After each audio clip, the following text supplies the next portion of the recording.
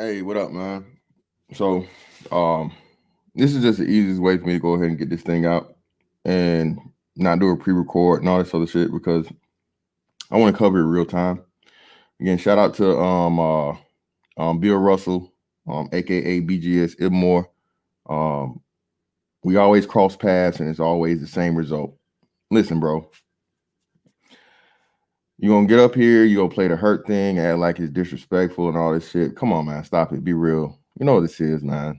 This is like in my eyes a respectful back and forth between me and you that's went on since I met you in this space.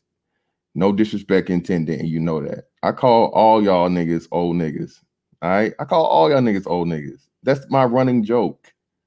I show everybody the utmost respect in here, and it's just like, bruh, it's the same shit I would say to you like face to face if we're going back and forth on some barbershop shit or some, corner shit, as you say. So I'm gonna use your audio and I'm gonna address your shots fired. Um uh Again, I'm on some Colossus shit. Hold up, my bad. I don't want to be the white man. So I'm on my Luke Cage shit. Okay. All right. So I'm gonna return fire. Okay, as I always do. Um you hit me up earlier, or not earlier, but I say early on in this shit. And you're a smart dude, man. But let's not act like I'm a smart dude too. Like I'm not a smart dude too. You know this, man. You see me like I see you. It's just the fact of the matter that I come with a whole different energy than you do. And there's no disrespect about it, but I'm not going to be shamed into um the bullshit. You have an actual excuse for your thought process, BGS. You have an actual um uh foundation or something that you can lay on because again, you are an older fella. You actually experienced fucking racism, true racism. I forget if you say it. I don't know if you started out in a segregated school, but yeah, and still you around that thing where you've seen actual racism and shit. So I could never ever challenge you on that. And that's the one trump card I know you hold. You can always say, well, you don't know, you didn't see that. And true indeed, you're one of the very few people that know what true racism is. But because you are the one that has the I won't say self-hatred as you keep throwing around at me, you have this again, remember the guy that was so smart that he's taken out of the black school and sent to the school with the white folks. Have you ever killed the white man inside of you? I ain't never been to no white school, bro. I grew up in the motherfucking hood my whole life. Little old Macon, Georgia, and was actually fucking not even discovered of my intellectual gifts until what, my last couple of years of elementary school, when they finally tested me for like gifted and put me in the fucking gifted program and all this shit. So again, man, we're gonna hop into it. There's no disrespect what's name, but come on, man. Let's stop the old defenseless man shit, man. Come on, stop this, man. Stop it, BGS. Oh, you call me an old nigga. Yes, I've been calling you an old nigga since day one. I call Obsidian an old nigga. I call Gab an old nigga. Who else is an old nigga? I call fucking the Arthur dude the old nigga. I can't say the nigga name because I say his name, ain't gonna pop up. Who else? Somebody else is 50 years old or not. Oh shit. I don't know. I call everybody old niggas. That's my joke. I'm an almost old nigga. And we return and I know it's not you don't take offense to it. You're not no soft ass nigga. You're not soft, but that's just your little comment. Oh nigga, you ain't young, nigga. You ain't young. Bro, I ain't even 40. I agree with you. I'm not young, but I'm far from old. You know what I'm saying? No, and not to mention, like I said, hell, I know for a fact I'm in way better shape than a lot of these little bit ass new young niggas, man. I ain't wearing no goddamn skirts, no dresses. I ain't out here fucking one of these soy boy ass motherfuckers. I'm a goddamn man, bro. Again, BABG is it ain't just a brand. It's a motherfucking lifestyle, man. It's shit, certain shit that come with this shit, man. You hear me? So all in all, we will go through your little video, your little your little ramble. What up, Grinch? You will go through your little ramble. We gonna break this thing down respectfully. And let's not forget eloquently. Okay. I don't know if this is going to be a ramble or a rant. And for those that are listening, I'm going to give you a trigger warning. Okay.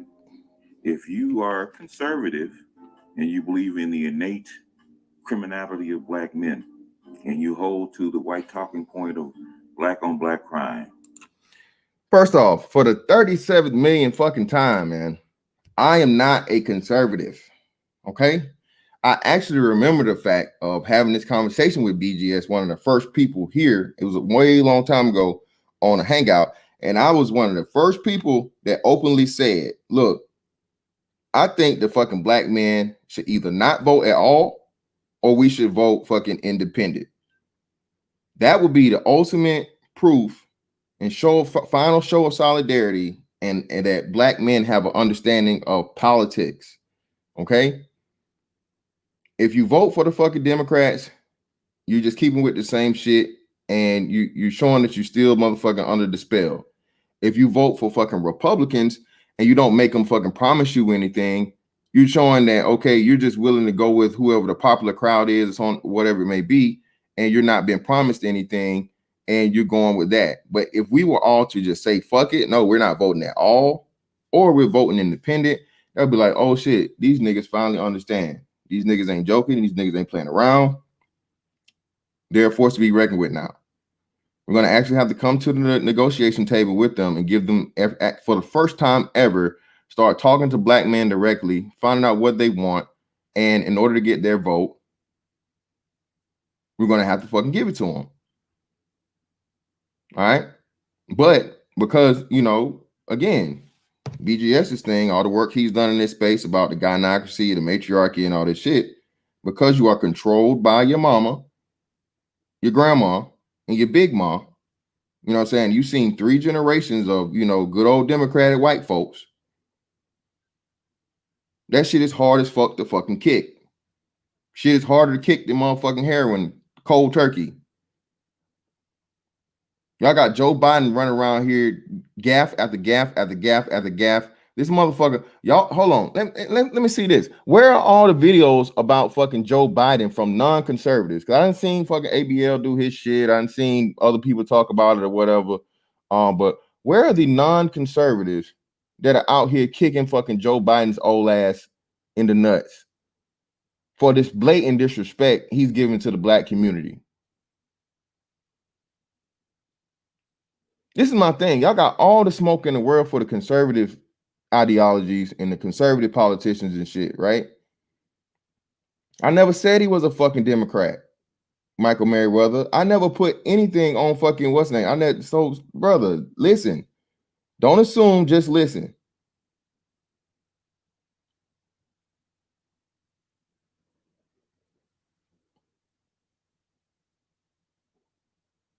Y'all got mad at me before a white boy that came up on the panel stated an opinion that was easily fucking refuted, rebuffed, and disproven, okay, by black men, okay?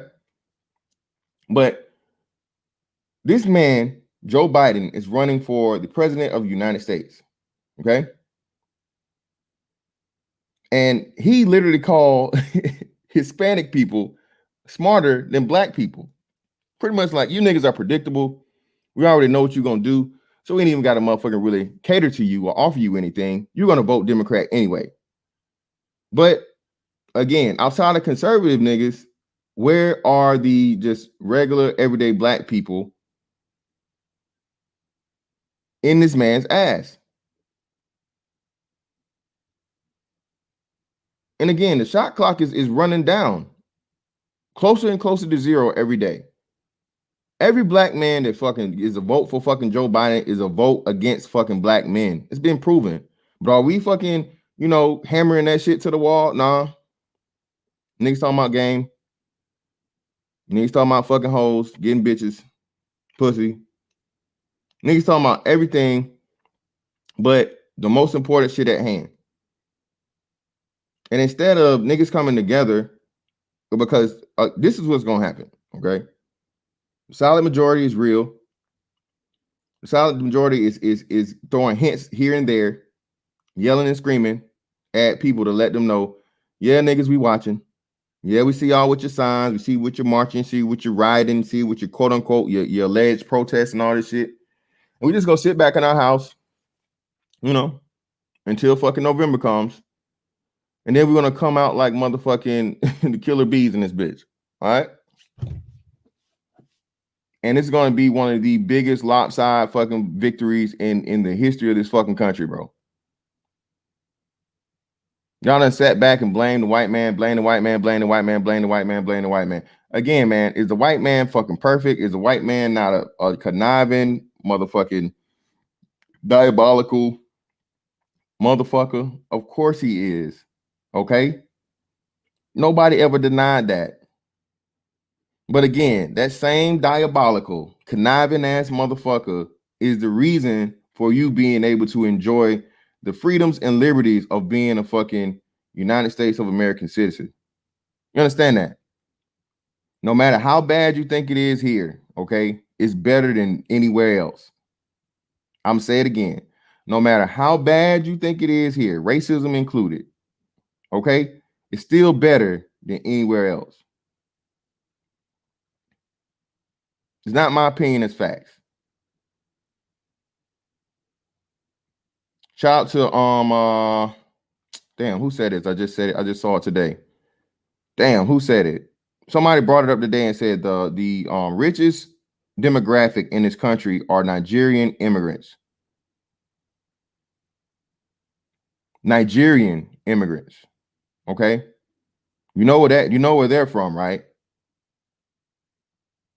For all you that don't know, Nigeria is in Africa. So even the best and brightest, okay, or the people that aspire to be, leave Africa. You know, the place where motherfuckers always talking about going back to and come where. There's a reason that fucking everybody's trying to get here, man. Stop it. Necessary evils are just that. It's like the people that are against the war, but like I said, how many of you motherfuckers want to be on the losing side of a war? You don't want to be in the country that lost the war, man. Stop it. People are too fucking emotional to understand just that.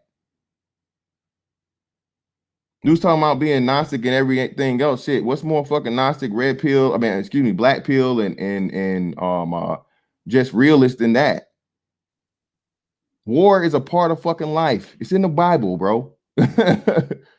Okay. War is a necessary fucking thing in order for your civilization to stay on top. It's happened and been proven and reproven over fucking time after time after time, hundreds of years, hundreds of thousands of years, man. Okay, so let's get back into it. And you're always pointing at Chicago and what's going on in Chicago, and that's where I don't have to point to Chicago. I purposely stopped doing that, right? And I use my own hometown, Macon, Georgia, as even a better fucking example than Chicago. It's not just Chicago. I can point the same thing out to you here in Virginia. It's not just Chicago. I don't need a talking point, bro. Like I said, I'm an almost old nigga. I've seen the fucking shift from no fucking crime in bad neighborhoods and shit like that to fucking gang starting and drug deals and all this shit going bad to where at least motherfuckers want to shoot up everybody to now anybody can get it. And it's on an everyday basis. Spreading out from, they used to only be like that. You could see that in places like DC or Compton, LA, Chicago, Miami, you know, major cities. Now the shit has again spread out into everywhere. Nobody's safe nowhere. Nobody's safe nowhere.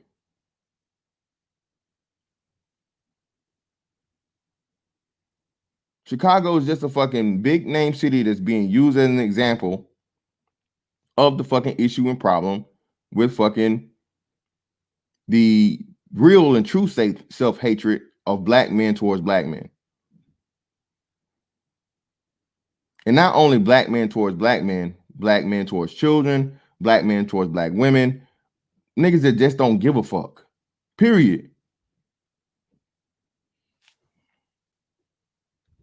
And shout out to everybody in the building, man. I'm not ignoring y'all, but I'm trying to get through this shit because it's kind of long.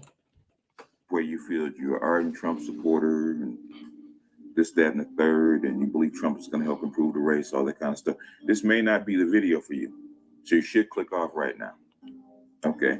Because I may piss some people off and I may hurt some feelings or whatever. And all that is good. Because it's funny how it's cool for him to piss some people off and hurt some feelings when his feelings was definitely hurt today. He always act like he hurt when I call him an old nigga. You know, I'm just joking with you, old nigga. Stop it. And I'm always pissing your ass off too. Go drink some Ovaltine. It'll be okay. I always said from the very beginning, from the very first video, I don't belong to anybody. I belong to the truth because I'm a Gnostic. And I'm a black Gnostic. On top of that. That has two meanings. Not only am I now a seeker and knower for the hidden truth, the dark truth, which is hidden, the esoteric truth, which is hidden, but also black Gnostic because I'm a black man. And I'm a seeker of truth for my people, my black people, especially my black men, kind of bashedly. Now that that's gotten out of the way, you know what? I was actually editing a video, editing sound for a video, the one I just put up today. And I was actually editing sound for it, and I happened to click across Bernard Riley's. And when I first saw the title, I knew I shouldn't even looked at it. It was Mr. Fantastic talking about George Floyd. Of course. Everybody sees something with my name in it, and they say they shouldn't do it. But you know what they can't do? They just can't click it, bro. They gotta click it, bro. You gotta click it. I know. It's like you want to be triggered by me, and that's okay. It's all right. I understand. And does the video change the way that you actually see George Floyd? And I knew what it was because he said the same thing about Ahmaud Arbery. He doesn't say it anymore because the truth came out about him. But the thing is, I'm listening and let's address this Ahmaud Arbery bullshit. Listen, man, to all you niggas that was fucking right, okay? Broken clock is fucking right 2 times a day. Okay? You got lucky, motherfucker. You niggas didn't know none of the shit you know. It was just these motherfuckers happened to be the racist country hick ass white boys that y'all said that they were, okay? And they had some goofy ass motherfucking third party dude that was willing to motherfucking snitch and put everything there. Y'all niggas didn't know none of this shit, man. Come on, stop it. If that's the case, nigga, give me the lottery numbers. You got my email. Please hit me with the motherfucking Powerball and Mega Millions numbers. I would like to win both of them. Please do. Let's stop this shit, man. Y'all niggas are right once in a fucking 1,000 fucking times, and now it's just like, oh, Ahmaud Arbery, and it's still, you still don't know what the fuck's gonna happen. They got him dead to rights like this. I'm pretty sure if I'm their lawyer, I'll be trying to get him to cop the fucking plea deal versus even go through with the trial. But I'm telling you, lo and behold, y'all keep thinking just because motherfuckers got arrested or whatever, man, and they pull out this and they say that or whatever in the hell, you still got to get a jury to convict these people, man. And I'm telling you, these juries are going to be extremely fucking, bro. I don't want to say revengeful, but if you think these white folks are giving a fuck after all of this shit and white guilt that's trying to be put on white folks and white folks being called racist and all this shit after this fucking president gets reelected and white people are emboldened for pretty much like Custer's last fucking stand or the Alamo for white folks, man, y'all, hey. And I promise you, like I said, if you thinking, oh, if we don't get the verdict we want, you go riot, you won't be able to. If the president gets reelected, especially in these red conservative southern states, If you think you're ever going to be able to pull the bullshit that you did today, you can thank your fucking white liberal buddies for the bullshit. You are sadly mistaken. White folks are tired of your shit. It's not me talking to white folks. I don't fuck with white folks like that. I don't go fucking chill and have a couple of beers, dude. Ask anybody about me, bro. I don't fuck with people I work with at all. Don't hang out. Don't have no white homeboys. None of that shit. Never have. Not that I'm racist or whatever, but I just don't get down with the white boy vibe. White boys do weird shit. White boys think homosexual activity is funny and jokes. You know, slapping each other in the balls and shit. I told y'all about the teabagging and all this shit. With their humor just does not fit my fucking manly, masculine personality. Have I met some cool white boys along the way? Yeah, I definitely have. Have I learned some shit from some white boys along the way? Yes, I have. But I'm not just one of these motherfucking, yeah, man, cartoon ass niggas. Again, man, you can check my resume on this shit. I look at the title, I already know what it is. I know exactly what it's going to be. I know exactly what they're pretty much going to say. Now, you know what the talking points are going to be and whose side they're going to take, because you've heard this before. And as the Dark Knight said in the clip, as Batman said in the clip in the Dark Knight, you either die a hero or you live long enough to see yourself as a villain. And I think that's what has happened to the Black community. The civil rights era is over, basically, and either it would have died or it morphed enough to where we see ourselves as villains. And I think we have come full circle like that, just as he said. But let me get into my ramble. I just wanted to explain the clip in case people were kind of wondering about it. Earlier, I think it's about 2-3 weeks ago, I was actually on a panel with Kendra, and I'm trying to remember exactly what we're talking about. I can't remember exactly what we're talking about. Probably have to go back and refresh my memory, but the thing is, this is a ramble and I really don't care. Okay, where we were actually talking about the manosphere. And I do believe we're talking about game. I think that's what we're talking about. But something came up where she said that the way that Black men in the manosphere, on the Black manosphere, talk about Black women and the things that they say about them shows a level of self-hate. And I corrected her. I said it doesn't show self-hate. I said don't use that as a crutch, as an excuse to actually excuse Black women's bad behavior. See, now it's funny how he can apply that to the woman, but he can't apply the same logic to Black men. We say all these colloquialisms, man, you know, standing on your square, iron sharpens iron, right? But if a Black man dares challenge a Black man to hold himself to a standard, proven standard that will work over time and not have this obsession with white folks, bro, I don't think about white folks. This is why I don't even mention white folks. If you notice, I drop the breadcrumbs for you niggas all the time. I always bring up the immigrants first before I even acknowledge white people, because I know your addiction to and your obsession with white folks. Shout out to Chronicles. You niggas want that hug. And the thing about it is, a lot of y'all don't even interact with white people enough to really even truly understand them as I do.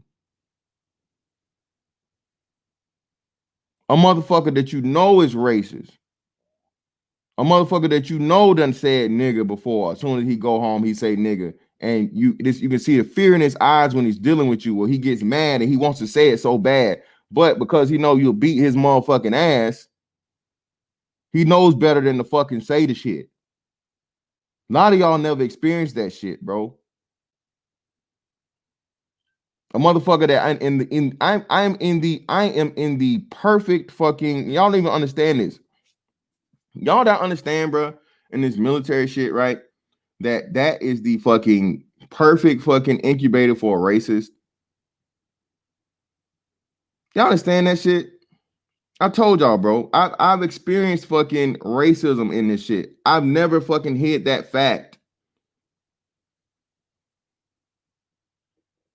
But you have to learn the difference between fucking racism and just a coward ass motherfucker. I've ran through plenty of motherfucking coward ass fucking white dudes, man, than racist ass white dudes. Not motherfuckers that didn't like me because I was black. It's motherfuckers that didn't like me because I'm a motherfucking man. And I'm charismatic. And I'm imposing. I'm stoic. I'm all of these fucking descriptions that motherfuckers tell me without even doing anything. Unintentionally. I don't have to try to be anything. I keep like same thing I keep trying to tell y'all in this fucking YouTube shit, bro. This is not an act for me. I am who the fuck I say I am. And even if people trying to destroy me have proven that fact for me.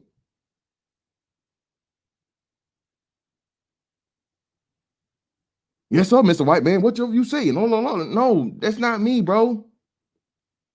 You know how y'all niggas was saying, oh, nigga, you just an E6, nigga, you an E6, and you're this, and you're that, you're not even this, you're not even that. You know how, you know what I'm saying? Even though I have a fucking career in this, niggas try to shame me, try to fucking rank shame me. When I had to fucking I still got that video up, man. I had to show you niggas. They're like, damn, bro, do y'all not understand that fucking the Navy retires the most E6s of any fucking branch in the fucking military? But oh, you just underachieving. You just can't cut. You just, I don't know. And I'm just like, man, I laugh at you niggas. Motherfuckers ain't never spent a day in the military, or even better, motherfuckers that spent days in the military, but you either got fat, you was a fat fucker you couldn't stay in, or you was a fucking dumb fucker you couldn't stay in, and your ass had to get the fuck out because you couldn't cut it.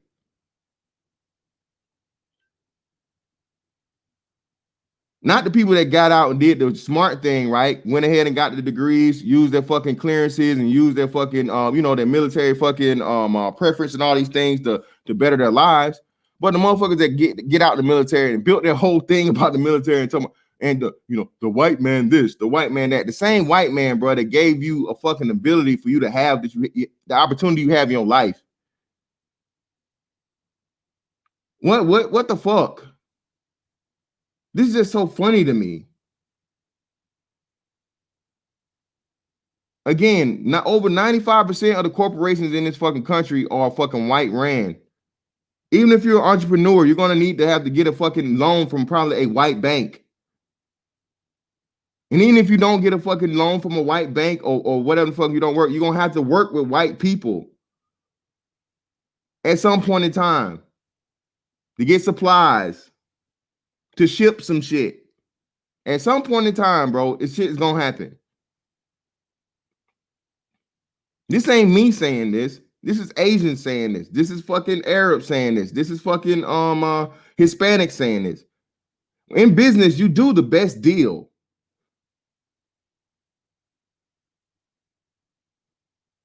And then you distribute the fucking cost to fucking and you help each other by fucking supporting the cost. That way you can fucking push that motherfucker out and then bring your own in and do business with them.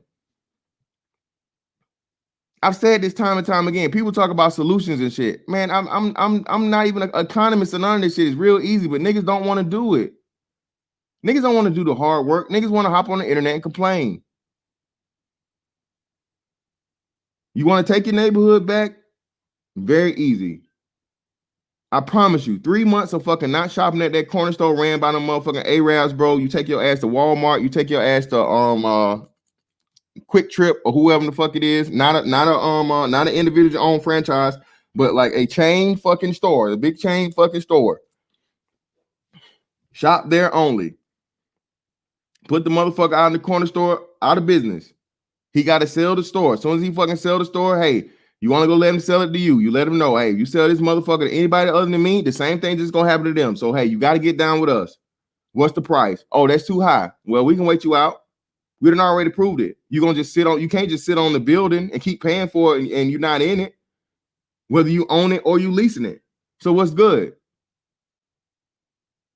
You know, Quick Trip or Chevron or whoever the fuck ain't going nowhere. So what we gonna do? You buy that one. Same thing with black women in these hair stores.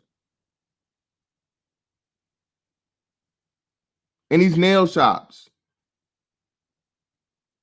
That's a whole nother thing, man. I ain't gonna get into that shit. Because the black male critique of the black female in the manosphere is a critique. It's not self-hate, because most of these black guys still date black women. It's not hatred of black women. It's not hatred of yourself. It's a critique. And I said, male and female, black male and female, show their self-hatred in different ways. Black females show their self-hatred of themselves by trying to look like somebody else. They try to shape their bodies. They try to put on wigs, contacts, all kinds of stuff to actually thinking that they're going to make themselves into a white woman. Even date a white man, thinking that the white man can imbue whiteness on them. That's why they in league with the white feminists. That's how they show their self-hatred of being who they are, being in the class that they are. I said black men show their self-hatred in a different way. When black men show self-hatred, they don't attack black women or anybody else. They attack themselves. And again, man, this is funny to me, this language he's deciding to use about attacking. How am I attacking you versus fucking challenging you to do what's proven to fucking work? Again, that's all it is. But because niggas are lazy and niggas don't want to do the work, niggas don't want to be disciplined, niggas don't want to make sacrifice, it's attacking. That's feminine talk. That's a woman's talking. That's a woman's fucking talking point. You're attacking me. You're bashing me. Why? Because I'm being critical of you? That's not manly, bro. It's just not. You don't improve through praise, people. You don't improve through praise. You get better by being criticized by the things you are not as good in. The slasher, again, I'm gonna use the hoop analogy. The motherfucker that can jump out of the gym and he's super athletic and he can always get to the basket. Until what? You put a big man in the fucking middle, or you stack the fucking defense the way he has to go through layers. Now what? He's less effective or completely and totally ineffective. So you got to do what? Brother, you got the slashing down. You're never going to lose that. You need to work on your jumper. You got to work on your jumper, bro. If you work on your jumper, you start hitting the jumper, man. All right? That opens up the lane. That gives you time enough to fucking isolate, go one-on-one, and know you're not going to fucking go to the lane, pull up. They got to fucking come out. And now the other man can take this fucking, the big man can take the big man away. Okay? Gives you enough fucking time to fucking set up an actual set offense, run a play, versus you just motherfucking playing pickup, running gun basketball the whole fucking time. And people knowing what you're going to do, and they game plan for that, and what the fuck? Giannis Antetokounmpo, anybody from last year?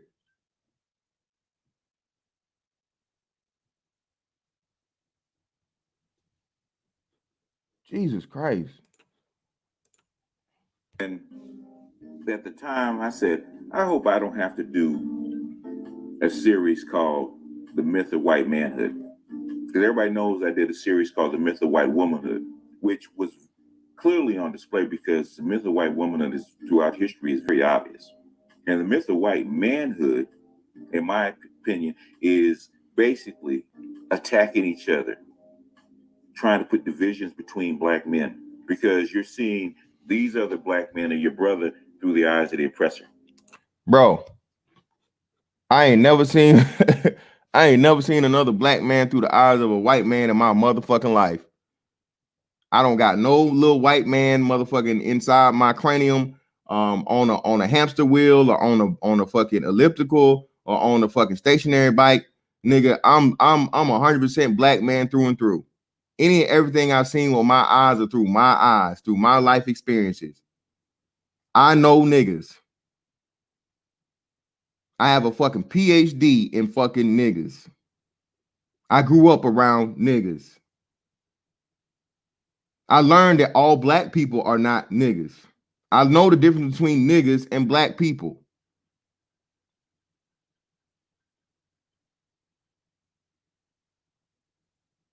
The only time that I've ever had to even be in a situation of where shit was serious, where my life was threatened, niggas.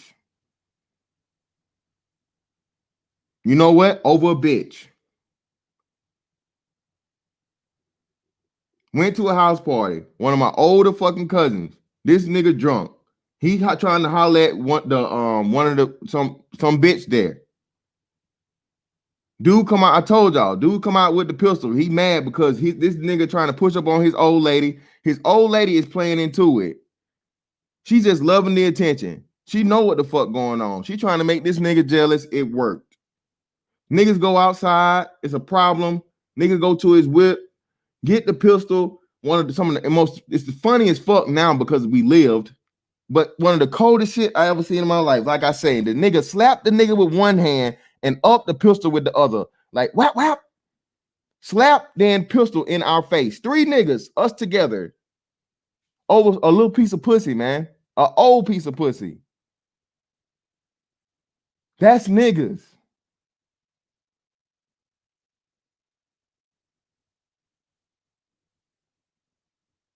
I've owned the pistol, man, for over, like I said, damn, over 15 years. Concealed carry for over 15 years. Only time I've ever had to even reach and touch for my pistol, bro, was who? Niggas. Over something simple.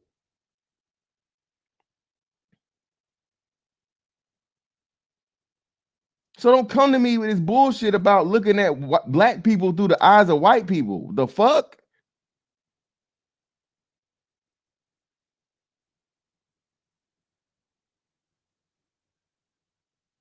That's your defense. Seriously.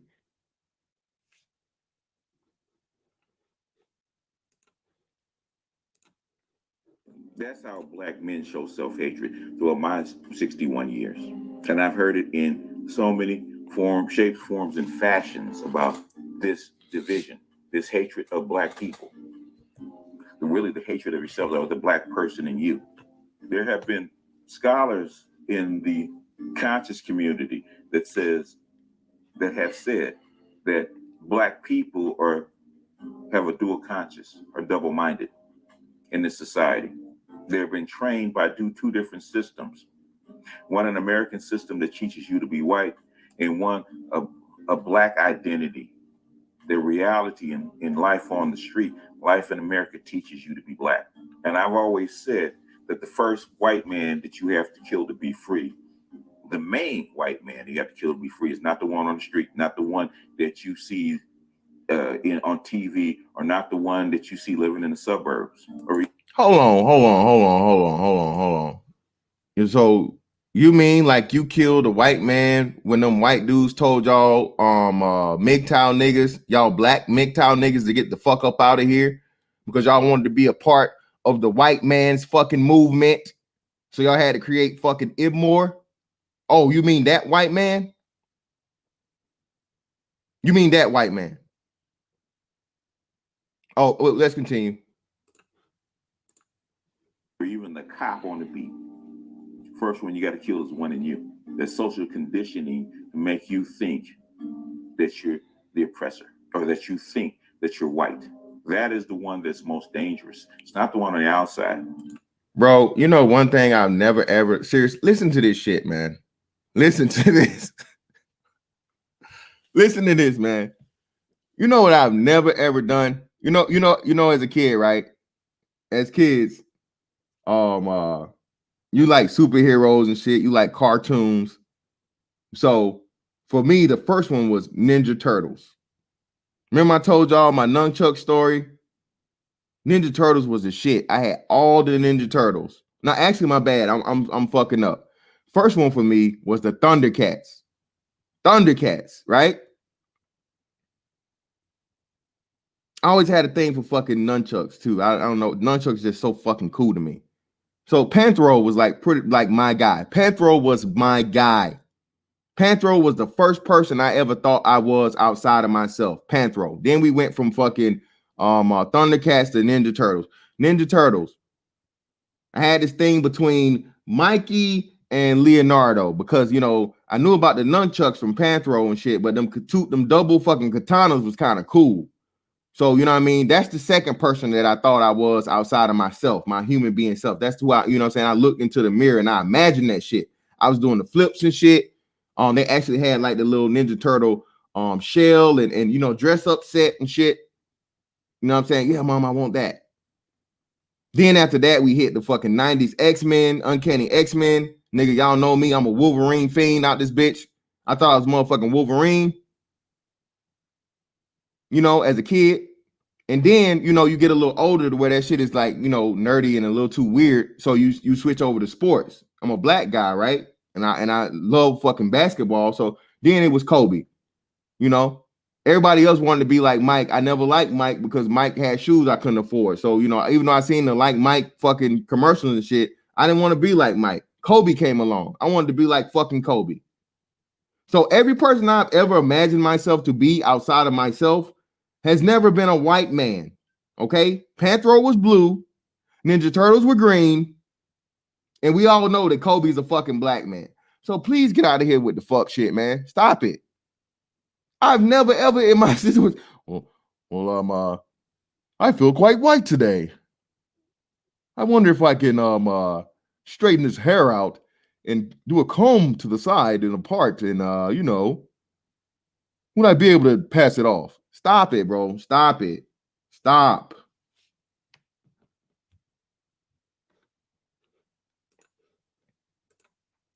The most dangerous white man that lives in the black community lives in every black person's conscious, male and female, just plays out differently. And that's another thing too. Like I said, most of you niggas don't even know shit about white people. Shit.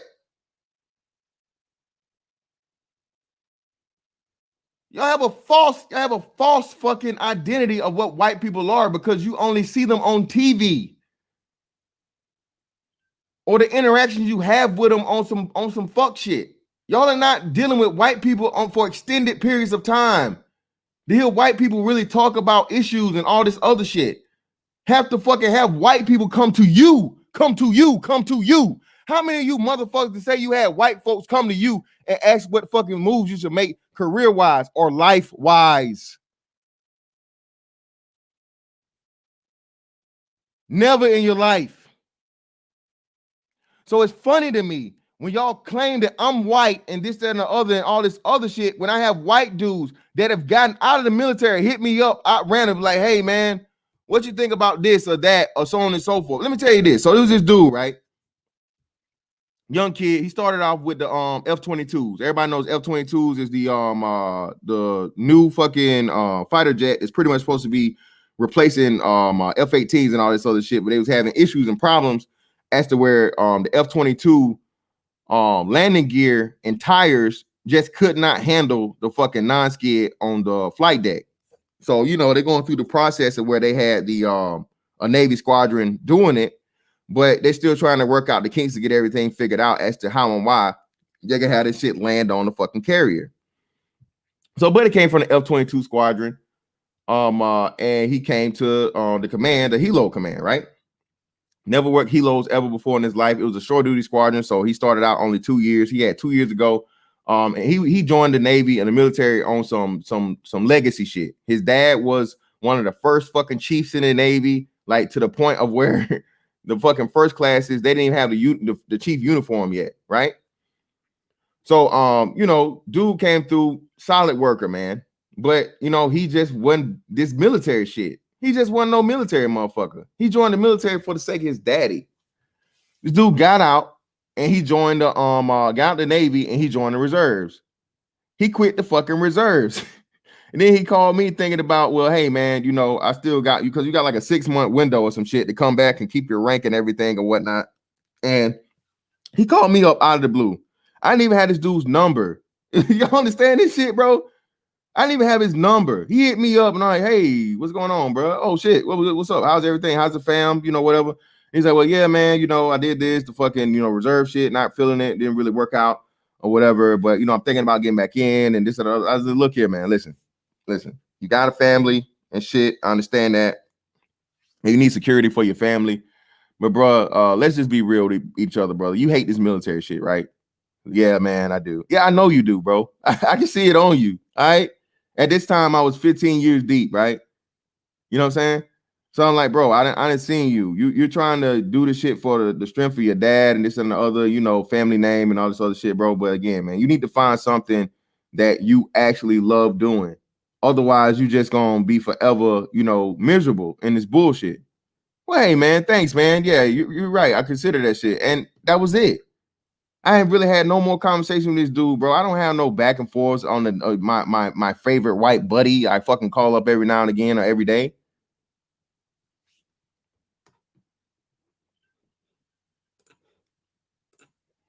And white people let their foot off your neck for a few minutes, and basically you start spouting with white talking points, and you start attacking each other, calling each other names.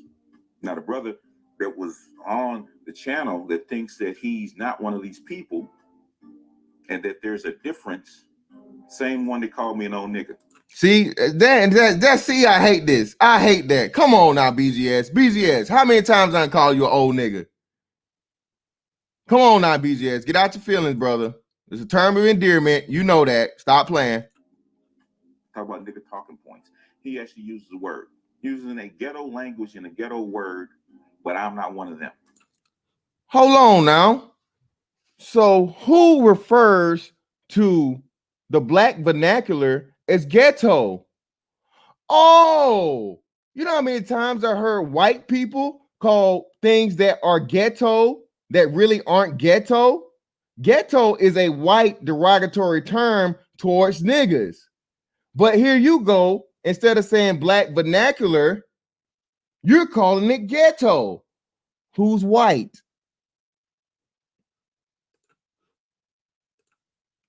Really? Because according to me, man, you sound just like them. There ain't no difference between you and the dude on the block. In fact, in my hood, the dude on the block is more eloquent than you. Stop it. Dude on your block is not more fucking eloquent than me. The nigga's a dummy. That's why he's on the block.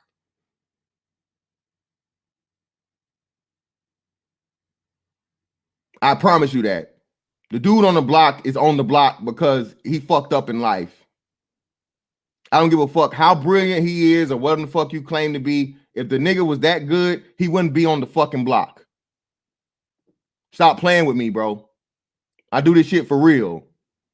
This is what I need you to do.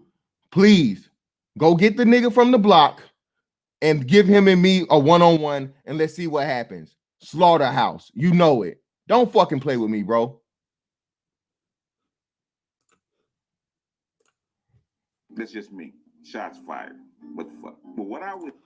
Man, you better put that motherfucking old rusty-ass 22 revolver up, nigga. Shots fired. Where? Luke Cage out this bitch. I didn't even notice. What? That was a weak-ass shot.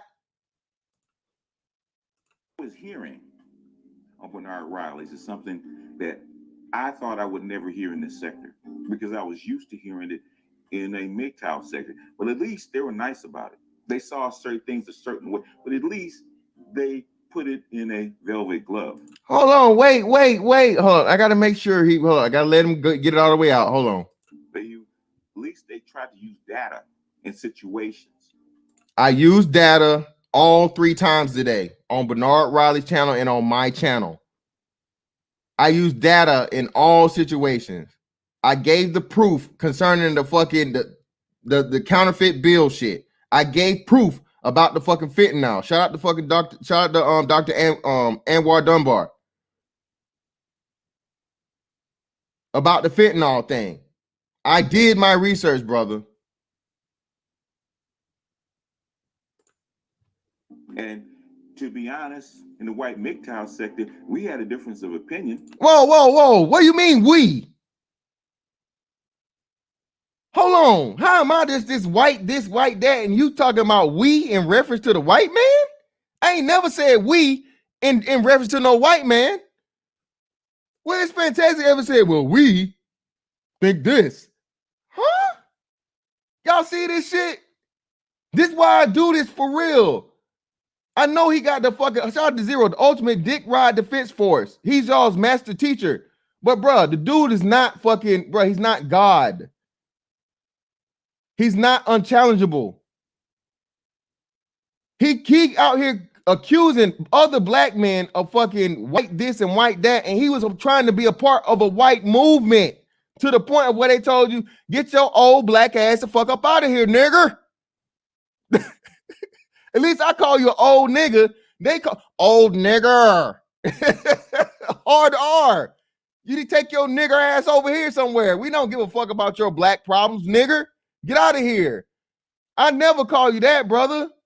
I got respect for you. I got respect for your intellect. I like the back and forth, BGS. I fucks with you, man. But I'm not gonna let you fucking get out here and spit the bullshit, man. Come on now.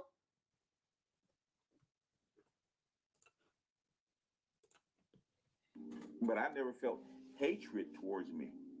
My white MGTOW brothers never show. My white MGTOW brothers, what? Wait a minute. What?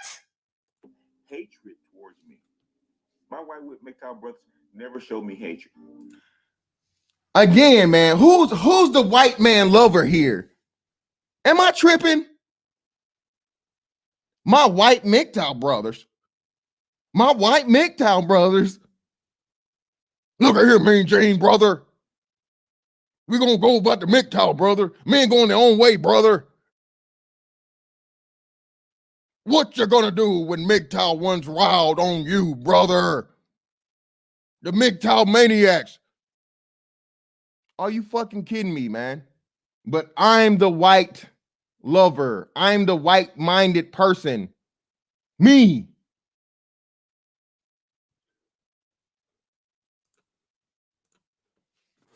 They might have ignored me from time to time. He said that out of hurt too. They ignored me. Yeah, they ignored your black ass on up out the sector, nigga. Get out of here. You and the rest of them, y'all want to be MGTOW niggas. Go make your own shit. We don't want to hear you. At least I listen to you, nigga. I listen to everything. Every time you talk to me, BGS, I have the respect enough to you to listen to you, old nigga. All right? I have respect of you to fucking get up in the middle of the fucking night. It's 2:29 my time. I seen this shit, took me a little nap, woke the fuck up. I was like, damn. Niggas, BGS done, at least you could have put my name in the title, man. Come on, man. At least you could have put my name in the title. I know, hey, man, you know I do numbers. Come on now. You know I do numbers, BGS. Come on, don't shoot the shot, man, but don't motherfucking fully send it there, brother. Come on now. They didn't promote me. They might have even stolen some of my, or borrowed some. Oh my God. Do you guys? I really listen. I stopped listening to the shit at like 8 minutes. So I'm literally hearing this with y'all real time. I swear to God on my children. Okay. This is gold. It don't get no better than this. It don't get no better than this. I'm the white person, the white-minded person, but here you go excusing white boys for stealing your ideas and ignoring you. What are we saying here? What are we doing? From time to time, they didn't promote me. They might have even stolen some of my, or borrowed some of my work without giving attribution, which I didn't mind because, hell, they borrow my work over here without attribution, which I never cared about one way or the other. But I never felt hatred or a display of hatred from them. And these are supposed to be the oppressors, right? What I knew. Brother, the ultimate form of hatred is get the fuck out of my house. You cannot be a part of our club anymore.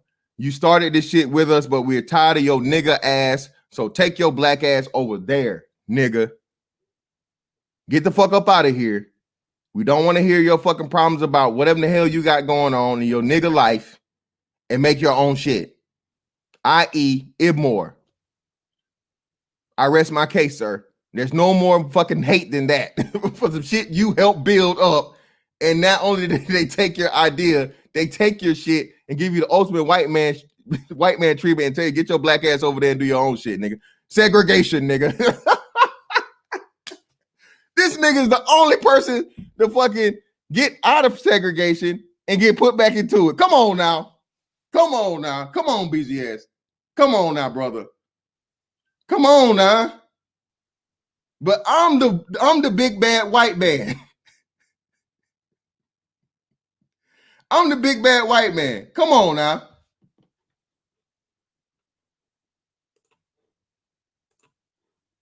That in the white MGTOW space, which is supposed to be neutral, that what I needed to say to black men was going to be not received well on that particular channel. Rightfully so. It's not their room. Okay. It's not my room. It's their room. And I humbly and quietly made another channel for my men, for people like me, people that have color like me, people that listen, bro. Listen, and let me let y'all into some little shit about me, bro. This is people's weird love-hate relationship with me, right? Because it really is me. And I said this shit to the white boys in my that I work with in the military, right? And I said, look, man, y'all know me, bro. I don't say much. I lay back in the cut. I do what I got to do. I can get shit dead. I don't really want to do a lot of talking because it's pointless. Most of the time, if somebody don't understand you, they just don't understand you. If you're not going to agree with you, they're just not going to agree with you. But what you can never ever argue are results. What you can never ever argue is results and productivity. So, you know, I would joke, and I'm a funny motherfucker. Motherfuckers tell me this shit all the time. White, black, Asian, everything in between. I don't have to this is shit motherfuckers tell me. And I said this shit one day, man. I said, look here, bro. I'm the motherfucker that walks up in the fucking Klan meeting and I have a seat and I dare motherfuckers to say the word nigga. And everybody busted out laughing. All the white boys busted out laughing. But they say, hey, you know what, man? I believe you. I believe you, buddy. I know you're not lying. I know you're not playing no games, bro. You could never in your fucking life as a white boy of some shit I helped fucking build, kick me to the side and I'm just going to be quietly go along and do my own shit for something else. Bro, I'm going to flip the whole fucking building upside down. And everybody in it. That's why y'all hate to fucking love me or love to hate me. However you fucking do it. This is me. I am that fucking nigga. And it all is to it. Never, ever would I build some shit and some white boy motherfucker come through and tell me I need to shut the fuck up. We don't want to hear about that. And I'm going to silently go along and just do my own shit. Nah, bro. I'm going to rip down every motherfucking steel beam out this bitch and tear the motherfucking foundation down from the fucking bottom to the top on my way out the door. If you tell me I can't motherfucking rock with this shit no more and I done fucking help put my motherfucking hands, blood, sweat, and tears into some shit, you crazy as fuck.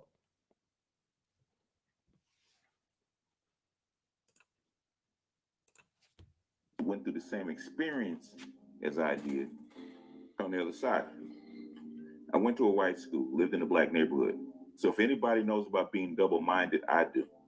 Because it was, for me, it wasn't hidden, it was stark. I had this stuff said to me. I had teachers say it to me. I had teachers trying to hold me back. I had teachers that looked at me with disdain. So I knew that I wasn't necessarily liked by certain people. But guess what? I had tons of white friends. And hey, man, for me to be the white guy, man, one thing I don't, you know, I have hell of a white friends. You're like niggas. Hey, find it where I'm talking about. I got all these white friends. Find it where I'm talking about how I got all these white this and white that and white this and white that. I'm not no racist motherfucker. I don't got no issues or problem with white folks. But they just know, man, I'm not this. I'm not that. I never, bro. I grew up like around niggas. I live my adult life outside of work around niggas. I don't go chill and kick it with my favorite white friend and none of this shit. No, bro. I'm 1,000% nigga, 100%. Oh, excuse me. I have to be more eloquent. I'm 100% grade A certified African-American male. Let's continue. The people, white kids that I was around, I never felt hatred. Okay. They didn't understand me.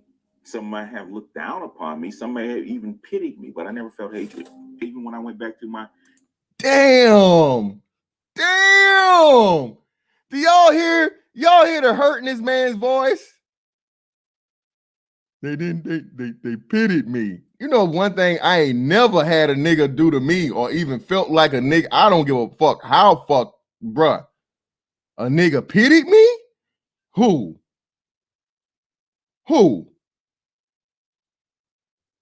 I pity you. Bruh, are we that's right, are we serious? But I'm the white guy with fucking white hatred and all this other shit. Brother, listen to you. And and the good part about this, man, is listen. This is respectful out of all respect, bro. We need your perspective because again, you actually experience real racism, bro. You are a gem to this space, BGS. All bullshit aside, you know I always give you the respect. Me and you eventually, bro, have our run-ins and shit, you know. And you try to you don't give me my credit and shit. You make me like the bad guy, but again, me and you know what it is, bro. You ain't never got to acknowledge it, but me and you know. I'm going through this shit and I'm dissecting this shit with a scalpel, bro. I ain't never had a nigga in his life that can tell me he pitied me. And if he did, man, I would laugh in his fucking face. How, nigga? If we lived amongst each other, that means we were fucking on the same economic fucking standpoint. What are you talking about? How are you gonna pity me? And look at you now. You might, even if you want to fucking classify, well, you know, I had the J's, I had the heel figure, I had the polo. Well, nigga, now what? What you doing now? Oh, that's right. Your mama and your daddy ain't taking care of you no more. You got to take care of yourself, and you're a fucking failure. So who's pitied?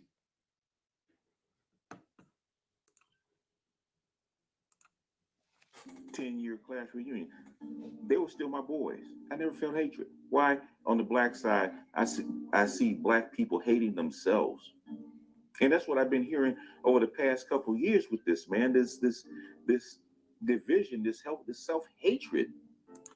Bruh, it's not self-hatred, bruh. I hate niggas. I am sick and tired. We trying to do this thing here, and I'm gonna figure out how to do it, bruh. I am sick and tired of niggas getting the fucking credit over black men. Not because of pussy, not because of none of that shit. Listen, bruh, I ain't never had a problem fucking no hoes. Stop it. Y'all niggas can joke all y'all want, but like I said, man, I just laugh at you niggas. I laugh at you. I know what the fuck happens to me in real life. I done seen bitches motherfucking literally stumble over themselves and break their motherfucking neck watching me motherfucking walk by. So it's funny to me when y'all niggas say this shit, bro. I'm 6'5", chocolate as fuck, intelligent, witty, all this other shit. And that's not even to mention the, you know, I'm in the military, bro. The only reason I'm not out here because I'm married. And I'm doing as I'm supposed to do as a married man, not be out here on these hoes. Bro, if you think you niggas are funny to me, you really are.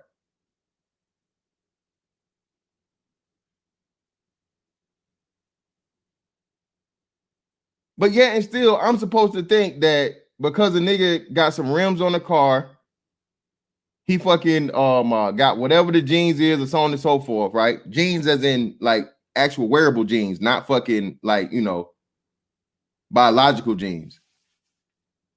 A grill and whatever else in the fuck, that me and this guy's on the same level just because we're black. This is what the black neighborhood tells a motherfucker like me. Oh, nigga, you this, you that. You ain't about this. Look, man, listen, bro, anybody can be a killer, bro. Anybody can. Okay? Anybody can be a killer, bro. The only thing you measured by in the black community, man, is your ability to get pussy and your ability to fucking throw your life away over some dumb nigga shit. Those are the two marriages. Oh, nigga, you ain't about that life, nigga. You won't do that shit. No, I won't. Why would I want to, man? And why would you want me to, dumbass nigga? Why would you want me to get into some shit with you to where I have to take your life to prove my manhood? Really? That's what I hate, BGS. That's the mentality that I really want fucking killed, and I'm sick and tired of it. So my sons don't have to go through this shit. I teach my sons the motherfucking right way, but because it's some motherfucking bitch made, bitch raised fucking ass nigga out here that's super emotional and don't know how to fucking resolve conflict. Now my son's life is at risk by fucking some nigga trying to kill him, or he got to kill this nigga and defend his life and not go to jail for the rest of his life over fucking simply protecting his own life. That's what I'm tired of. That's who I don't like. I don't fuck with niggas. Niggas are a problem. And the fact of the matter that we always defend niggas and try to keep niggas as a part is the problem. Them same white folks that you love so adorably, you know, your homeboys that you got up with after your 10-year reunion, your white friends, you know, the white people that pitied you, but you still called them your friends. They don't tolerate that shit. When a person does not live up to the fucking standard, they call them out, they ostracize them, and you either stay out permanently or you're allowed back in when you have a track record. Not just a couple of times, but a consistent track record of living up to the standard. Being that you are around white folks, what's the problem? These are your friends, right? So you will understand, right, that this is the way they fucking operate, and it's a proven fucking system of success because they're more successful than us. So what's the fucking problem, man? Stop it, please.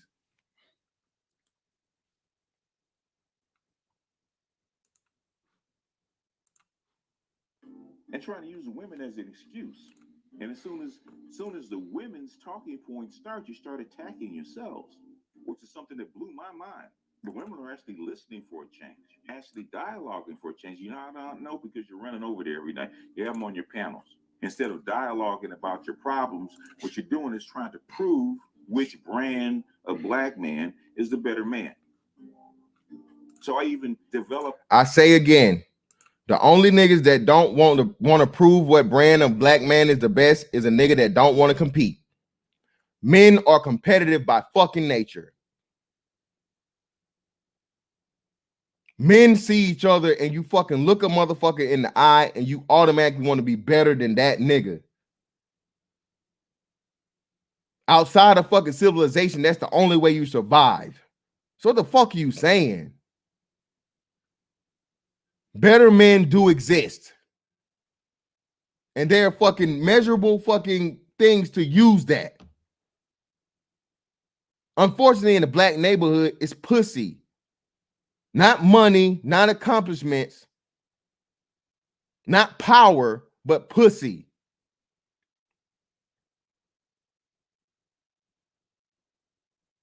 And it's funny to me, a motherfucker that talking about females again, man. If we're going to fix this, I say this, and I don't know how many times I have to repeat this shit. This shit is going to have to get fixed eventually. No demographic, race, group of people have ever had dated out or made it out in a majority. Nobody.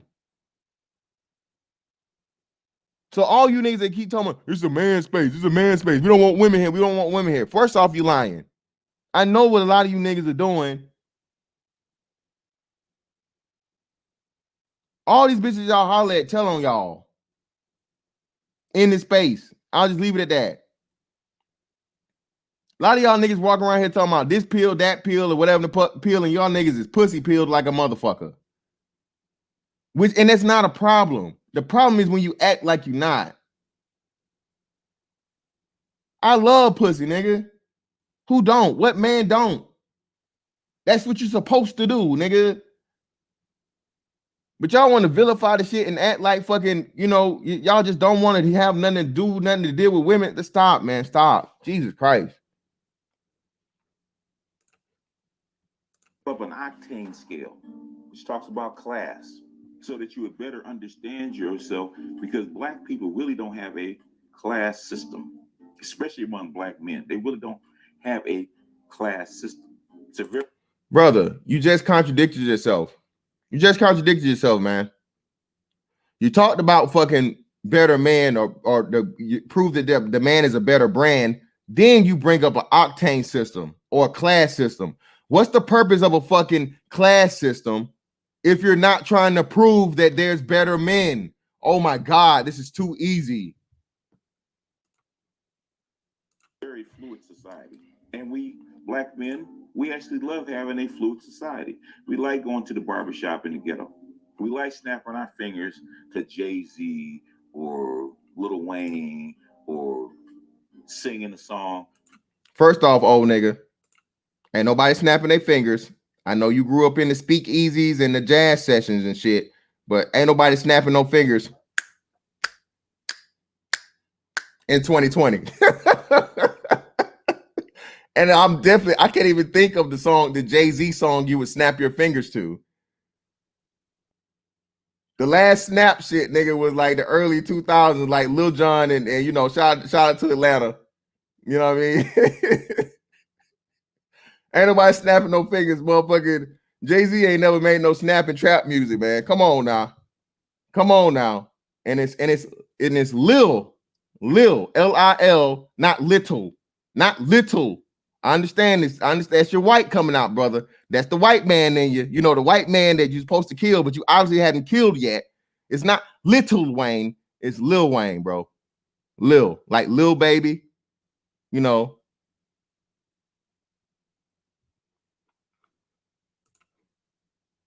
By T-Pain talking about strippers. Just like, man, I need you to get your reference up, man. The last big stripper song was fucking T-Pain. I'm in love with a stripper is like early 2000s. You at least could have went with fucking bands to make her dance, man. Come on now. And that would have been clapping. And they just did that. Shout out to motherfucking 2 Chainz. I guess I didn't even know they had a versus between Ross and 2 Chainz the other night.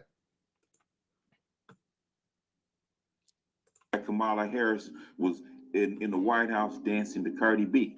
Kamala Harris is a high level 92, and Cardi B is a low level 85 stripper. But we like that. We like our society and our class system fluid. We like sitting down and slapping dominoes and having low class fun at a barbecue. Whoa. Wait a minute. What? That's low class fun? Damn. So the nigga family gatherings of true fucking fellowship and family is low class. Wow. Who sounds like a white man now? Who sounds like a white man now? Are you kidding me? Who sounds like a white man now? You think motherfucking Dominican niggas, Cuban niggas, Jamaican niggas, Trinidadian motherfuckers will ever refer to playing bones as low class? Wow. But I'm the white man. We like being fluid, or at least we did, until something negative comes up, and then you really look in the mirror and realize that you're a black man in America. And no matter where you are. Oh my God, y'all kill me with this dumb shit. Nigga. How many times I gotta tell y'all? Be a motherfucking G, bro. All right? I done been that my entire adult lifehood. I fucked that all up. My entire life in adulthood.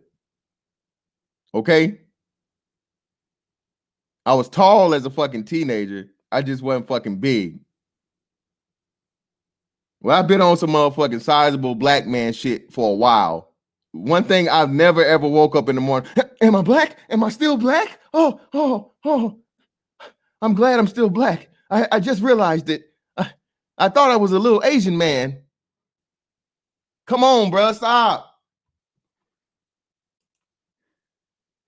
Or how hard you work, you will be seen as a black man. That's a class, a hard glass ceiling that you cannot get past.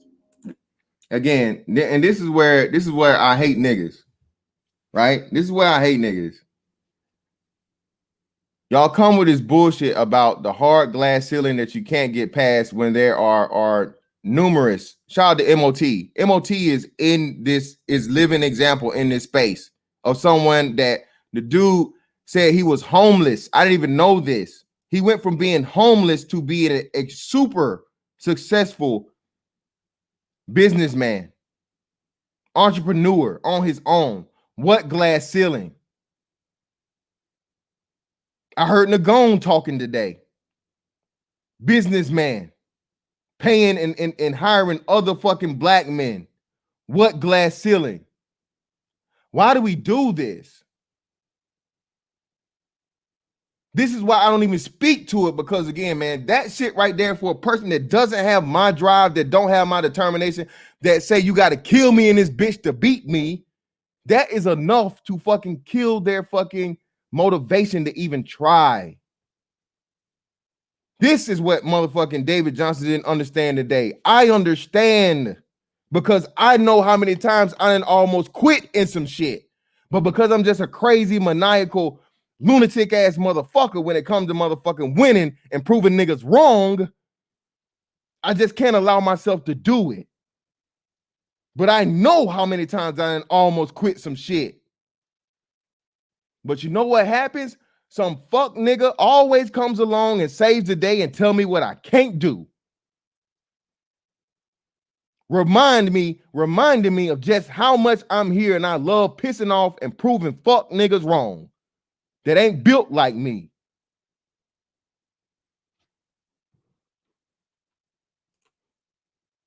Jews have been amongst white people for like 1,500 years, and they know about this ceiling. You're in a society where you have been presented and developed as a lower class caste person, identified by skin color, and you hate that. You hate that thing in you. I suffer from it. Every black man suffers from it. Every black man hates being associated with whatever. With it. Nigga, no, I don't. THC, nigga, tall, handsome, and chocolate. The fuck? The only time I thought about fucking hating myself and who the fuck I was, well, you know what? When fucking black people had something to say about my blackness. But again, even back then, you know what I learned to do? I learned to tell jokes, nigga. I learned to fucking crack. I learned to Jones. I learned to do, as you would say, old fella, do the dozens. It makes you better. It makes you tougher. It makes you fucking able to fucking conquer a whole bunch of bullshit. So I've never hated fucking being black. Especially not about no white folks. What the hell are you talking about? Its past with criminality, with being rapists. Hell, we had our foremost scholar in this sector, Dr. Tommy Curry, the foremost scholar in this sector. Awards up the wazoo, books up the wazoo. Only 40 years old, he's published 10 times more than his colleagues. He's in the academy. And to escape that blatant caste system that has been really swallowed by both sides. Now, it's not just the white men that accept this stuff. I hear plenty of black men spew the exact same thing. And you know what? That's what fucking pisses me off. It really does. Like when Bernard Riley, okay, everybody wanted me to get on. Everybody wanted me to get on. And I got on. And I talked. And the very dudes that claim that they are not that George Floyd exhibited the exact same behavior that as if I was talking to George Floyd, where I had to basically go hood and cuss a dude out just so he wouldn't call me a nigga in public, because he thought he is so accepting of him. This ghetto behavior is so accepting of him that he's so accepted by him. He thinks that's. Is it not? So what are we gonna do here? Are we gonna act like, again, every demographic, okay? Every demographic has their own level of slang, okay? That's why if and when you learn fucking, I actually had a person explain this to me, right? To hear a Mexican speak Spanish versus a Dominican versus a person from actual Spain, versus a person from South America or Central America, they can tell even by the way that they speak that same language that they're different, okay?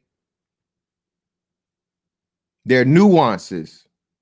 So again, nigga is a part of black culture, point blank period.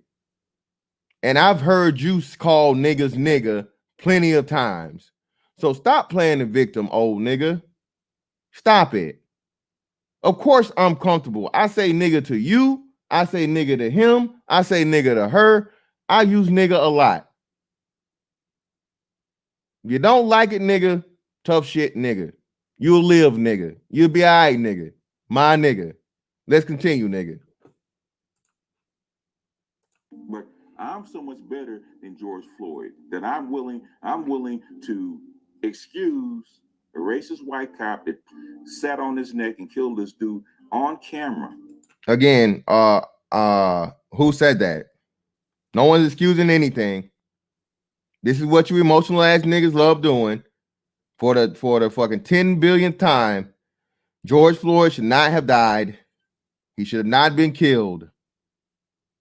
I know you emotional ass niggas not gonna hear it, but I mean, every time you can, if you can find the tape of me saying, yeah, he deserved to die, and I hope he burn in hell, you can find that, man. Hit me up. I'll shoot you the bread, bro. Because I'm sick of you niggas.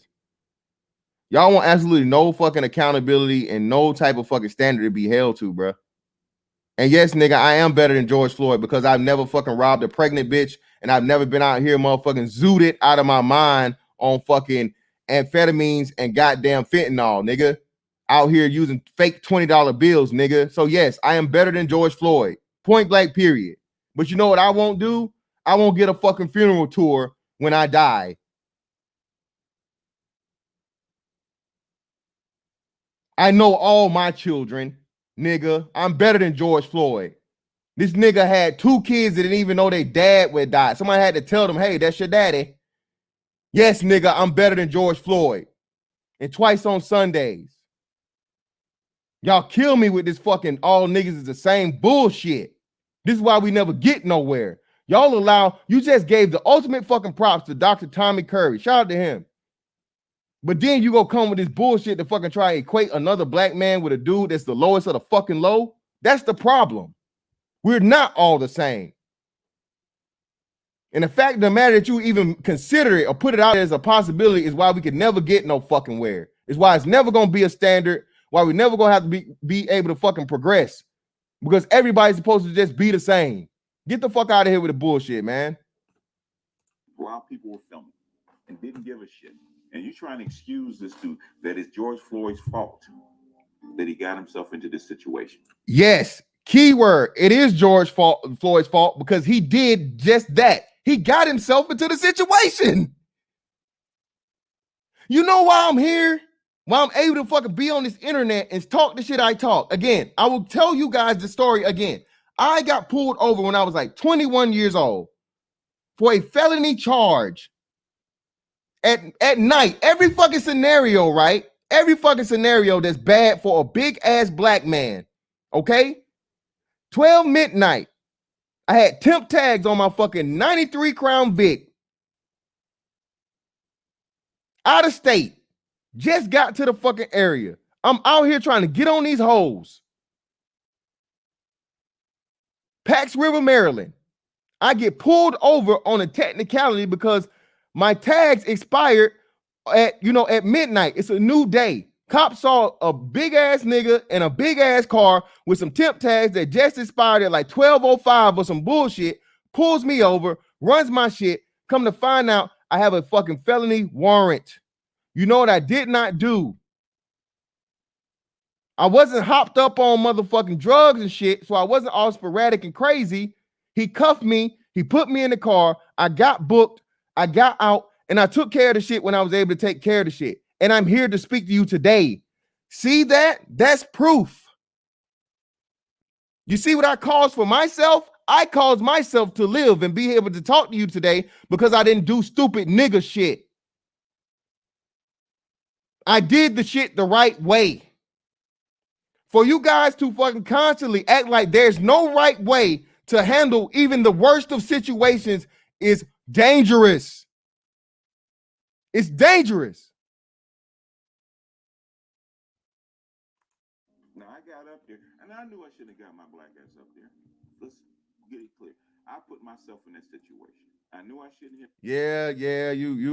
You gotta stop it, man. You a little long in the tooth, fella. You an old lion, man. Just let it go. Like you said, I hope this is your official retirement because you're not built for it, man. At least not with me. You're not.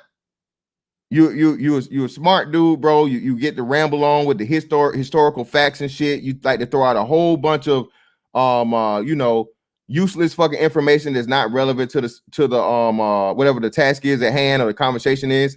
And it's impressive. It is really impressive. You're a smart dude. Fucking you're the niggapedia. The nigga encyclopedia. All right. I called you nigga again, but again, it's a term of endearment, sir.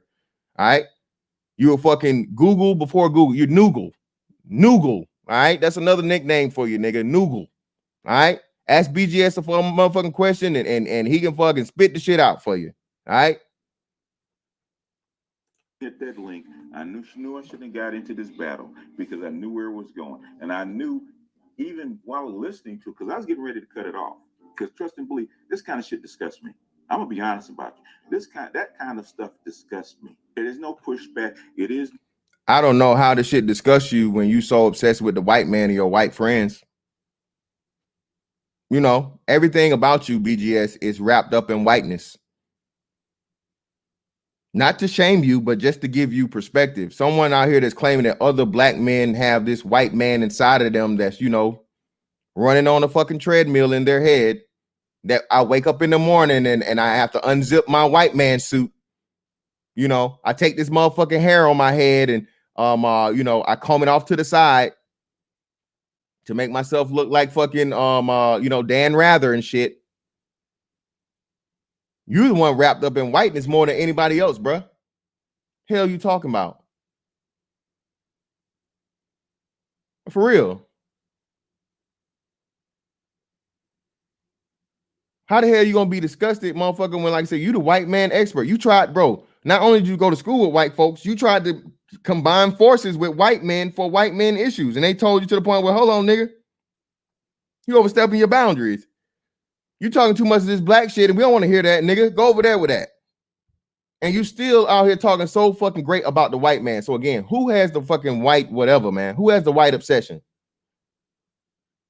No discussion. When white people, I'm getting ready to rant. When motherfucking white people, Becky's, and white people can carry a fucking BLM sign and know the depth and wrongness of a sworn police officer that's sworn to protect and provide order in this society in America, that's supposed to stand for justice. Because the reason these poor peasants came here in the first fucking place is because they couldn't find justice where they were. And they thought that America was going to be different. There's going to be a new system, democratic, ruled by law, and every man was innocent until proven guilty. Come on, man. A set standard procedures that everybody, every citizen was supposed to be imbued with it. Life, liberty, and a pursuit of happiness. Deigned by God from on high. And America was supposed to be the experiment where this could actually be developed till its fullest. That was over 200 some odd years ago. And it wasn't that George Floyd was killed by police. It happens 200, 300, 400 times a year. Dudes shoot guns, they run away, they do all kinds of stupid shit, and they get themselves killed, right? Chicago, LA, New York, Philly, Baltimore, it's full of them. Happens all the time. Atlanta, happens all the time. Hey man, hey bro, come on, bro. Don't do that, man. Don't put the shit in the super chat, bro. Like that's not. Don't get me in y'all shit. I don't know what the fuck y'all niggas got going on, or I think I do, but come on, bro. Don't super chat no bullshit like that, bro. Don't do that. What was I saying? Fuck, he fucked me all up now because that shit got me sidetracked. Oh, let me run this shit back a little bit. God damn it. Come on, man. Y'all niggas be wilding. They run away, they do all kinds of stupid shit, and they get themselves killed. Oh, okay. That's what it was. All right, so look, man, listen, man, if y'all think these white folks really care about your black ass, you a fucking fool, bro. Stop it. This nigga, again, who is caping for white folks? BGS, it's like your 10th time in this fucking video. We not even halfway through it, I don't think, bro. Damn. All you doing is fucking caping for white folks. These white people pick up a sign and they understand the importance of a BLM. First and foremost, bro, BLM is fucking, you cannot separate BLM from the fucking organization. The shit is trademarked, bro, and owned. The shit is trademarked and owned. So let's stop acting like Black Lives Matter is anything other than a fucking global organization that is Marxist and fucking LGBT as fuck. Any white person holding up a BLM sign is against fucking black people, especially against my black ass, because BLM is against heterosexual black men. So again, for you to come up here and say this bullshit and spit this bullshit about, oh, the white people that care more about black people than black people do, get the fuck out of here with that bullshit, man. Especially when, again, if you know what fucking BLM is everything that the fucking black community does not need. Period. The fuck are we talking about here? You think I give a fuck about some motherfucking white motherfucker that wouldn't trade places with my ass? That knows nothing about blackness whatsoever, that are attacking fucking black people and black cops, and you niggas stand around and let them do it. This is how much you niggas want that hug. You want white acceptance. Y'all not even doing this for us. You doing this for white folks to give a fuck and pay attention and participate. Fuck that. I don't need a white person speaking for me on fucking black life fucking issues. What kind of weak ass, coward ass shit is that? It's to the point now where fucking 90% of these goddamn quote unquote protests are ran by other people that ain't even black. What is that letting you know? Those are the smart motherfuckers that know these white motherfuckers don't give a shit about me. They don't care. They'll be the same motherfuckers that turn around and call the police on my black ass if I motherfucking get too loud. So stop with the bullshit, man.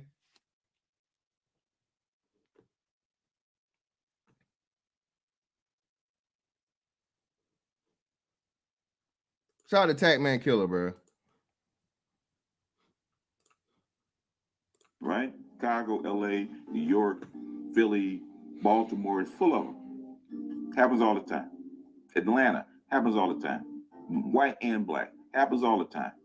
Trained police officers are the reason you pay them so much, reason to send them through thorough training, psychological training, all this kind of stuff is so that when they encounter people like this, and George Floyd by no means was the worst. Some white dude just fired off an AK-47 and survived. There's mass murderers that have killed good gods of people, arrested and survived. George Floyd was accused, not proven, accused of passing a counterfeit $20 bill, which is a misdemeanor. Anything under $1,000 in the state of Minnesota is a misdemeanor. You approach the car like it's felony stop. I'm gonna have to do some research on that, man.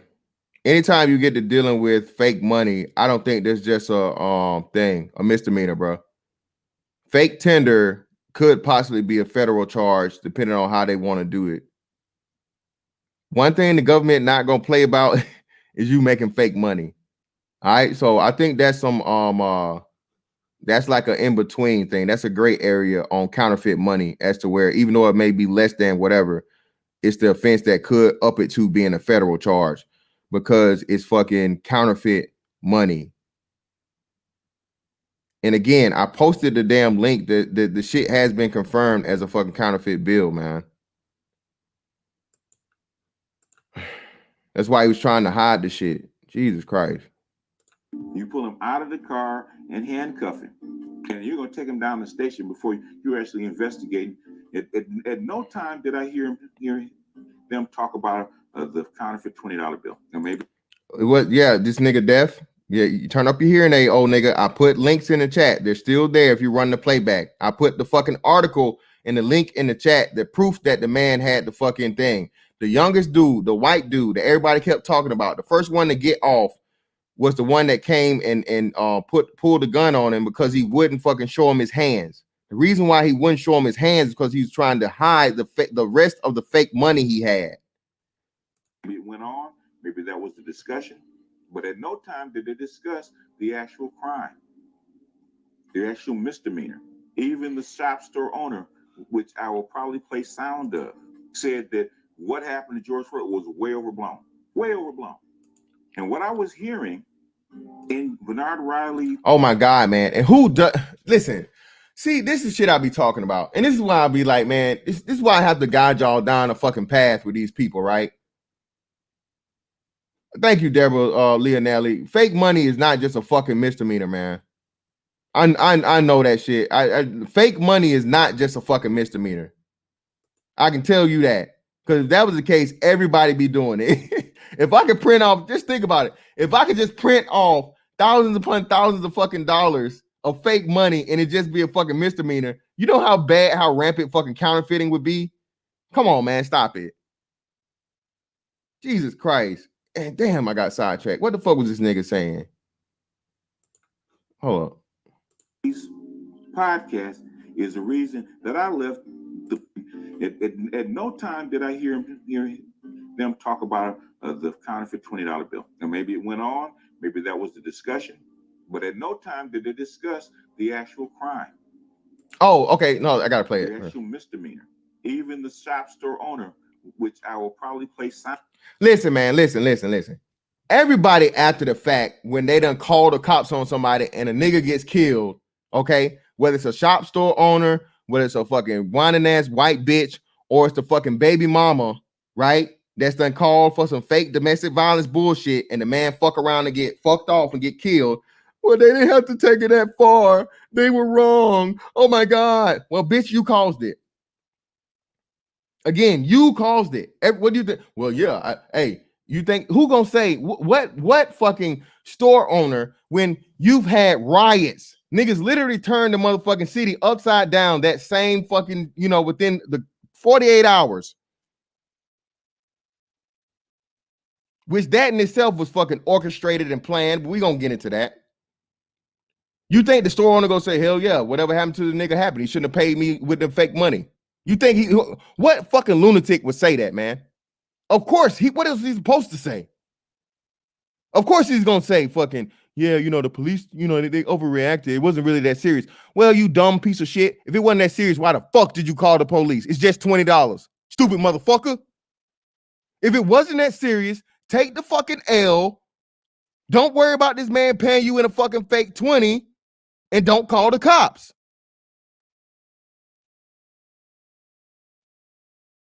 But you're going to cause the shit and set everything in motion, then say after the fact, well, the police didn't have to take it that far. Listen, man, this is why I break this shit down the way I do, man.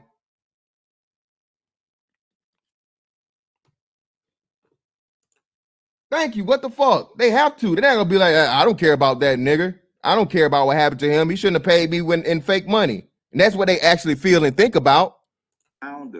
Said that what happened to George Floyd was way overblown. Way overblown. And what I was hearing in Bernard Riley's podcast is the reason that I left the Black Nazi Speaks channel 5 years ago. Just left. And trust and believe what they were saying on the Black Nazi Speaks channel on the MGTOW side was nothing like I was hearing over here. White men would not have dared in the MGTOW space to say the same shit that was saying openly by people that look like me. Ever. They would never say it. Ever. They wouldn't say that shit on the MGTOW side because the MGTOWs themselves would get on their ass. You can't say that shit here. So we come over to the Ibmore side in the manosphere, supposedly, and for months on end, and this is a cycle. I said for months on end, it's the educated lanes versus Pookie and Ray Ray. Yeah, I'm gonna use educated lane. I don't care. I don't give a fuck because that's where it started. And basically, I don't care how you couch it, what you say, and how it does. You can call it hood niggas versus whatever, classic men, or whatever you want to couch it. Same shit, the same cycle. Why? Because this ladies is the self-hatred actually acting itself. Bro, it's not self-hatred, bro. Again, it's men competing. It's men fucking competing, bro. Stop it. Stop trying to turn this shit into some big philosophical fucking bullshit when it's not. All right? It's the niggas that are doing the right thing and fucking being productive and following the fucking proven method of success, not being the only men on the fucking planet, or at least in this country, to not get respect for following the proven successful route and being blamed for everything else. While the niggas that are unproductive and don't bring anything to the fucking table get all the credit, get all the praise, get everything else. Niggas get tired. And then when you come out and you say something and you speak, oh, it's because you can't get no pussy. When, again, it's not the easiest thing in the world to get is some pussy, bro. Especially in the black community, okay? STD rates prove it. Pregnancy rates prove it. Everything else proves it. Please stop it. Even if you saying it ain't the pussy you want to get, it's still some pussy's better than no pussy, right? Eventually, y'all out here telling niggas to get started bitches and shit anyway. So y'all are with that philosophy. So again, that still comes to the point of where it's not that hard to get pussy. And niggas really not motherfucking pressed for pussy like that, man. Especially like I say, once you're accomplished, bro. Once you're accomplished and bro, you're not worried about motherfucking big booty Keisha and them. She after you. All you gotta do is be successful and wait. She gonna hit you up. Niggas know this. Come on. This is nothing new. Why we acting like this is fucking rocket science, man? Stop. Y'all keep trying to fucking get this shit into like, oh, y'all just mad because y'all can't fuck no hoes. Bro, stop. Please. Sergeant Willie Pete does this all the time. How come black people cannot act like other people? How come black people have to be this way? How come we can't do the same thing that white men do? Why is our criminality so much different than white men? Even though those answers have been answered going all the way back to God to 1890. And the question would be still for that. The answers are obviously not sufficient, bro. It's something not right about the fucking answers when, again, we're the only people that can't figure this shit out.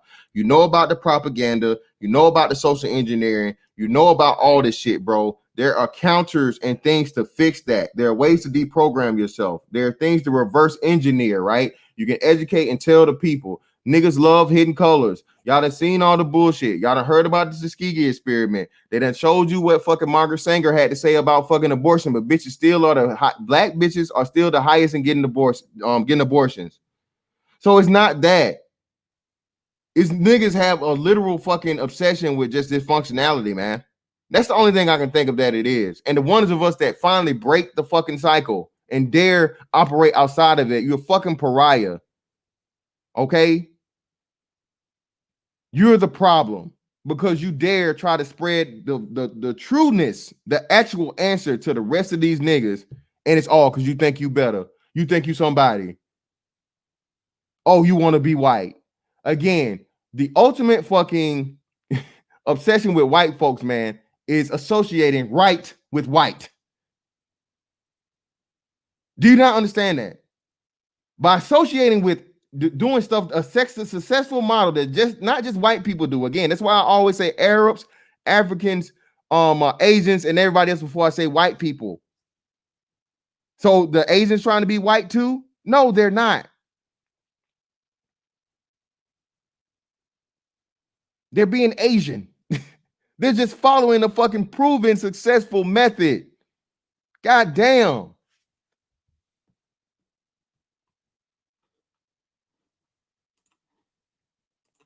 Go back to the Mohawk Conference of 1890. They actually said it. It hasn't really changed. Tommy Curry wrote a whole freaking book about how we got here. Now, we might be mad at our women is because our women, took their ball, not went home, but gave it to white women. Okay, now we got issues with that. But the thing is, everybody knows why the black community is the way it is. Hell, I fucking grew up in the 80s, in the crack era, right down the street from the main part of the city where they're selling this shit.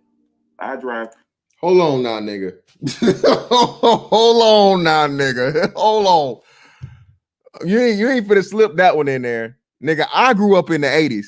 Okay? Nigga, you was well grown in the 80s, nigga. All right? You was well grown in the 80s. All right? So come on now. Come on now. Stop it. Talking about you grew up in the 80s. Oh, nigga, stop it. 2 miles from where I live now, right to the park, the whole stretch, right along the freeway, where the majority of the crack houses were. And I'm full aware of the history behind the United States pumping drugs into this neighborhood to make money, and the banks to make money. They did the same fucking thing with the Hispanics and the Cubans in Miami. They did the same fucking thing in East LA after 1992. Hold on, man. Yeah, we gotta address this. Come on now. Y'all see, this is why y'all fuck with me, man. Shout out to Kenny Thomas, man. Kenny Thomas, man. Hey, man. I don't know what the hell y'all got going on. Thank you for giving me the money, but yeah, just don't be disrespectful, man. Don't be ultimate disrespectful, bro. Like, on some, the shit from earlier, bro. But listen, man. And hey, I'm not in y'all shit.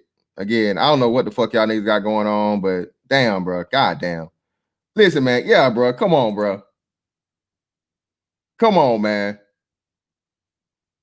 Hey, man, I ain't gonna hit conservative because I don't want him to see I'm talking about his kids and no shit like that or nothing. Well, come on, man. You got grown kids, fam.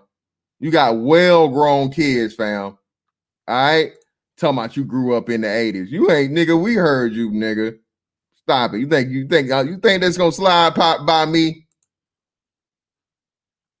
This nigga had a whole family in the 80s. Talking about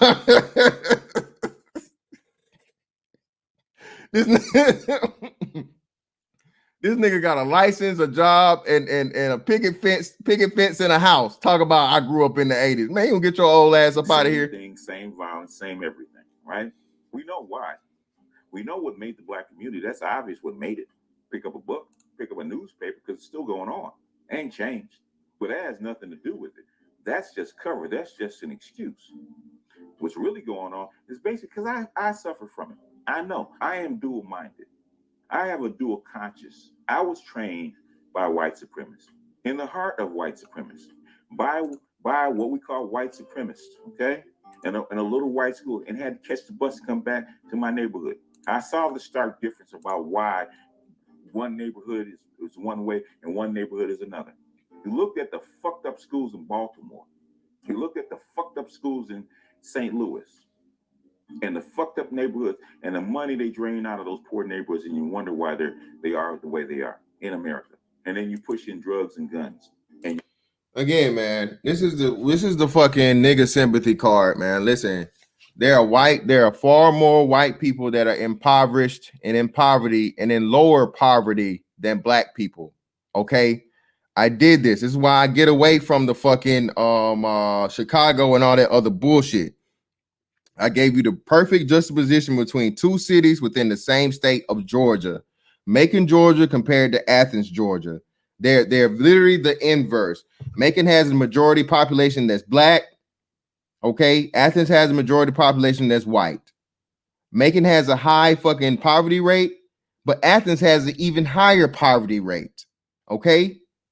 Guess who has the less amount of crime, even though they have the higher fucking poverty rate? The white folks. So please stop it with the fucking poverty fucking automatically equals criminality and violence. No, it's just niggas. It's niggas. And I could go to another state and do the same thing. Please stop it.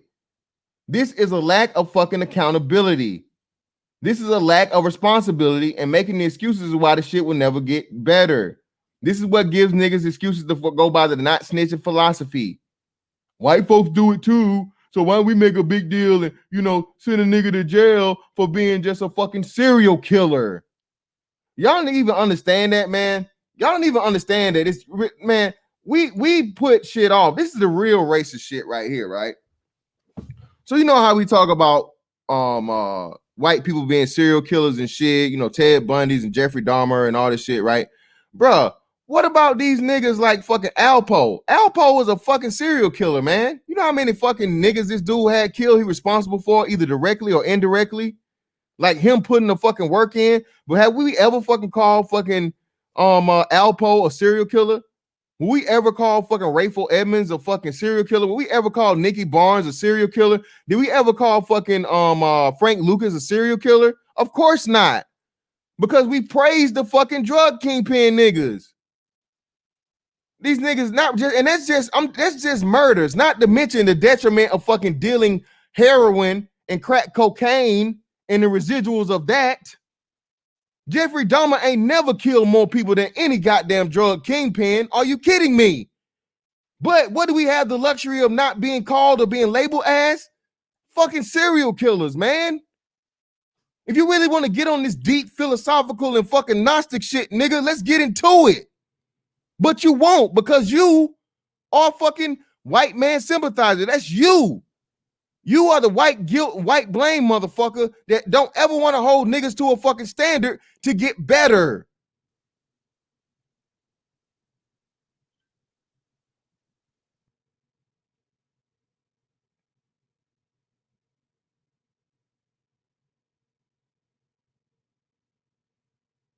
Even the DC snipers.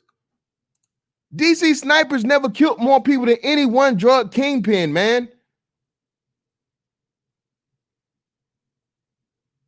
Frank Lucas claimed that this nigga shot a nigga in broad daylight. Everybody, some people corroborate the story. You remember the movie? His brothers killed niggas over a package, over money that was short. Not to mention the fucking babies and the moms that overdosed and died.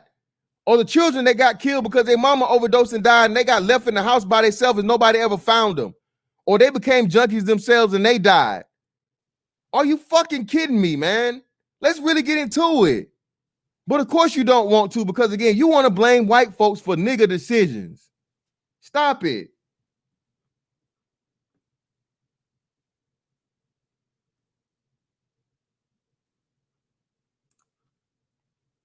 You think it's going to be peaceful. It didn't work out for Mexico. They get the 5 most violent cities in the world are in Mexico because of drugs and guns. Oh, but we're talking about black people. That doesn't count for anything. That doesn't matter. Bruh, I don't give a fuck about Pedro. I don't give a damn about Juan. I don't give a fuck about Maria, Alejandro. None of that. What the fuck does Mexico have to do with me here in the United States of America as a black man? See how you niggas fucking, come on, man.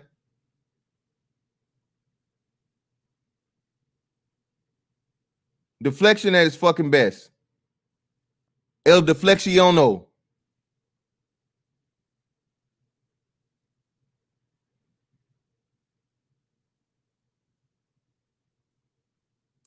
You know why it doesn't matter? Same thing with out of wedlock births.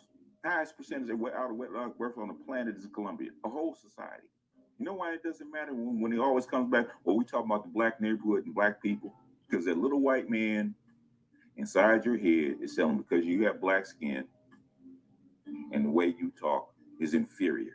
And nigga, ain't nothing about me inferior. When I dare say it and stuff, when I dare say that I'm not inferior and that I dare say that I'm better than other niggas, you know what hoe ass niggas do? You ain't nothing special. Who you think you is? What you non-select? You ain't nobody. Again, so which is it? You can't have it both ways. I am superior, nigga. Ain't nobody oppressing me. Ain't nobody supreme to me. But again, when I dare fucking stand the fuck up and put my nuts on the table, the first person to try and grab them and clip them is a hoe ass nigga and a stupid ass bitch that are black just like me.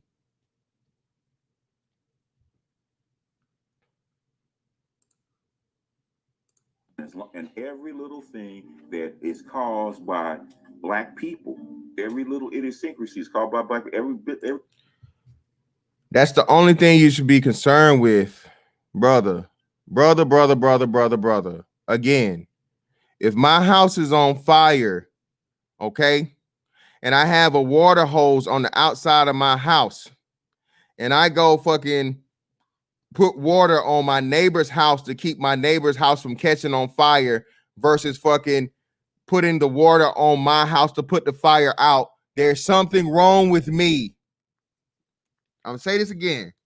If my house is burning and I take the fucking water hose from the side of my house that's still working and I start spraying down my neighbor's house to keep it from catching fire versus first attempting fucking to stop and put the fire out on my own house, I'm a fucking lunatic.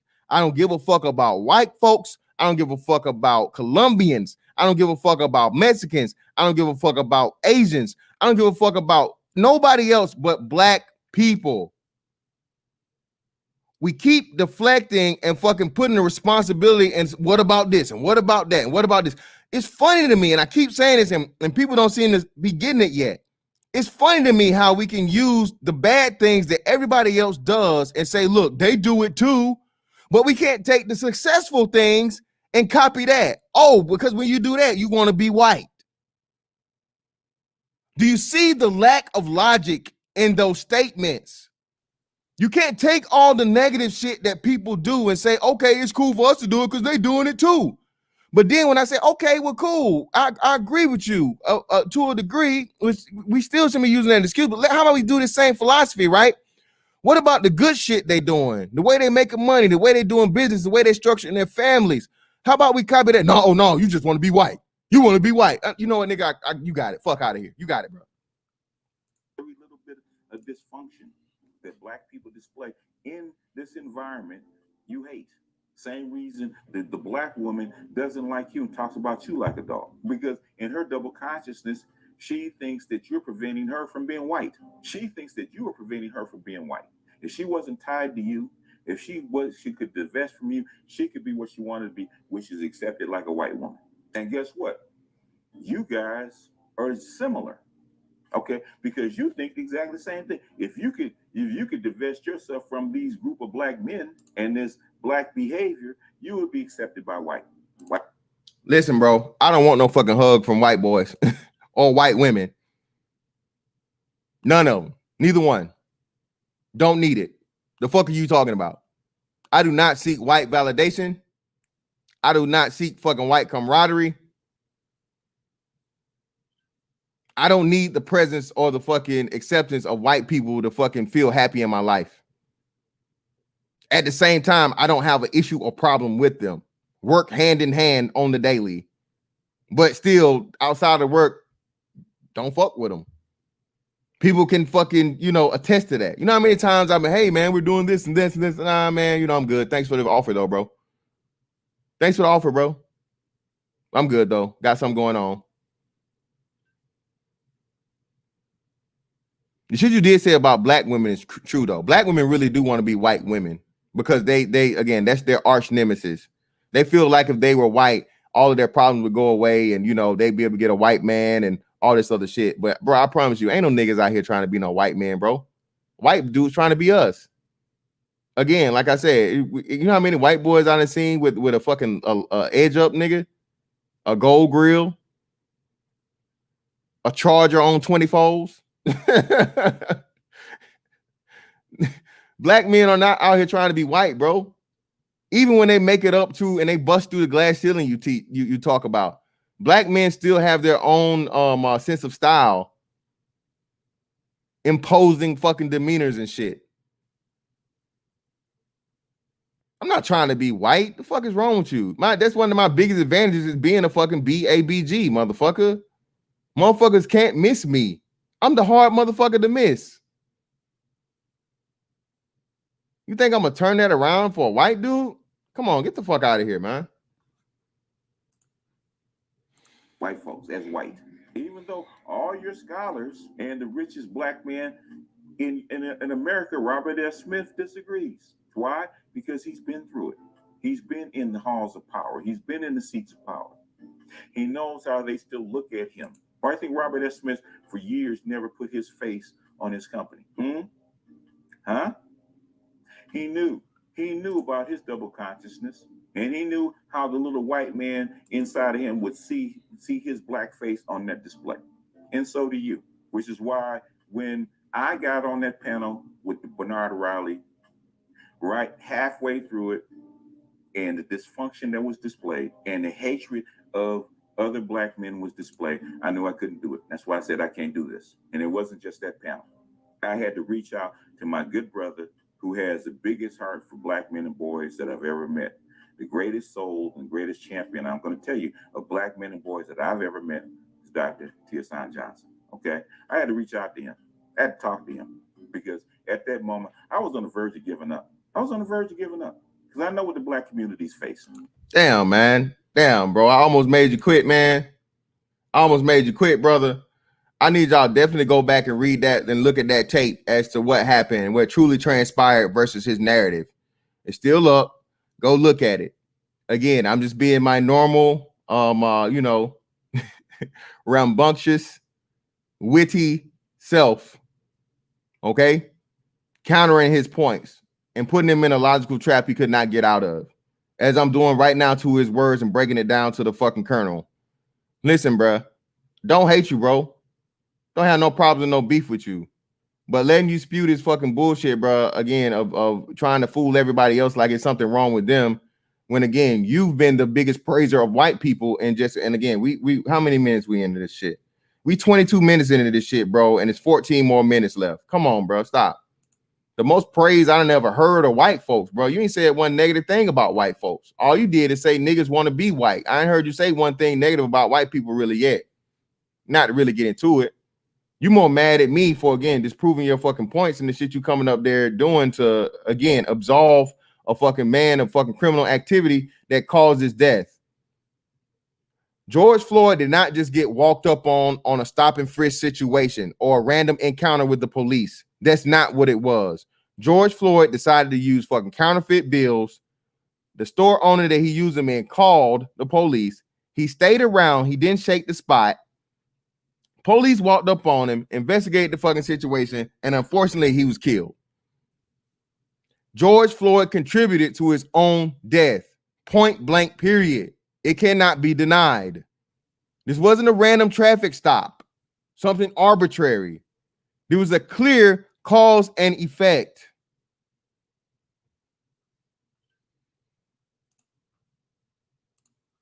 And I know that abyss was looking at me. And that little dot of hope that I had for the black community was starting to ebb and fade out. And I had to reach for somebody that had a brighter light than me that I trust. So I reached out to the brother, talked me out of the abyss, because I'm on the verge of giving up. 40 years in, I'm on the verge of giving up. It's not because of what the white community is doing. They're going to do what they're going to do. Hold on, nigga. Hold on. 40 years in. So I imagine you saying this from your adulthood.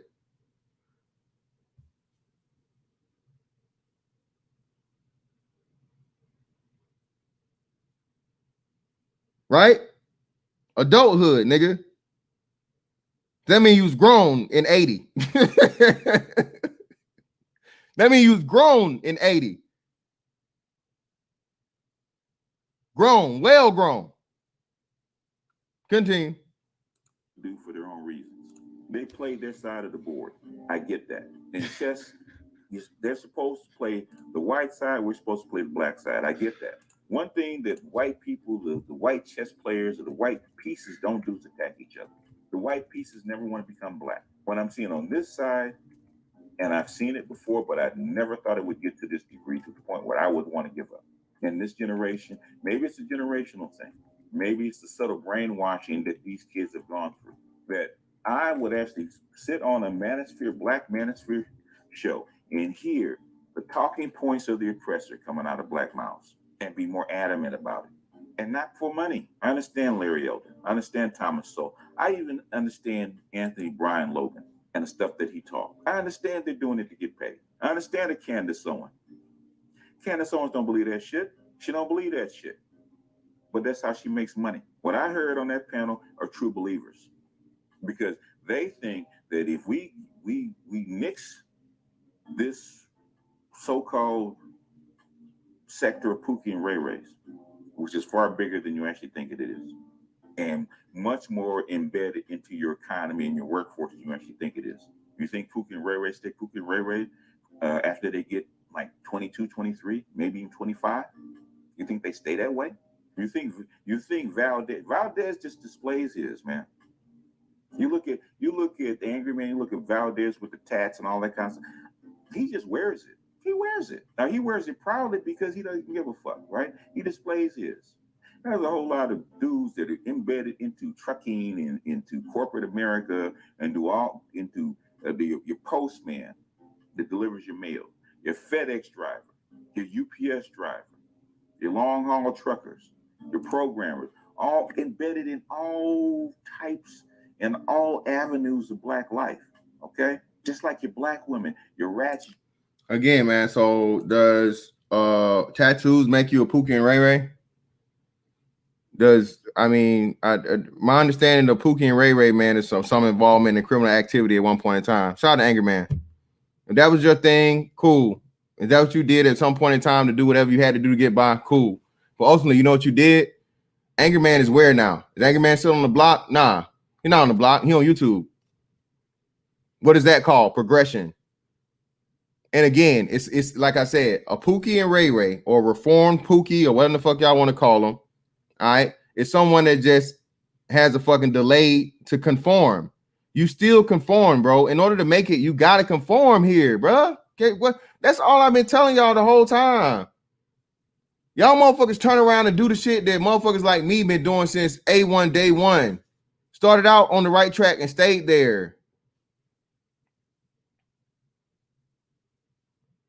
Am I saying that I'm perfect? I've never made any type of mistake. I never fucked up and did anything. No, that's not what I'm saying. But as far as the criminal aspect of it and really getting into the fucking the underbelly of nigga shit, no. No. Why do I want to fuck, bro? I had my life put in danger over just dumb shit, everyday living. Why would I purposely put myself in a predicament, man, to where I gotta constantly be looking over my shoulder, or constantly be worrying about fucking losing my life to another nigga over change, over nothing?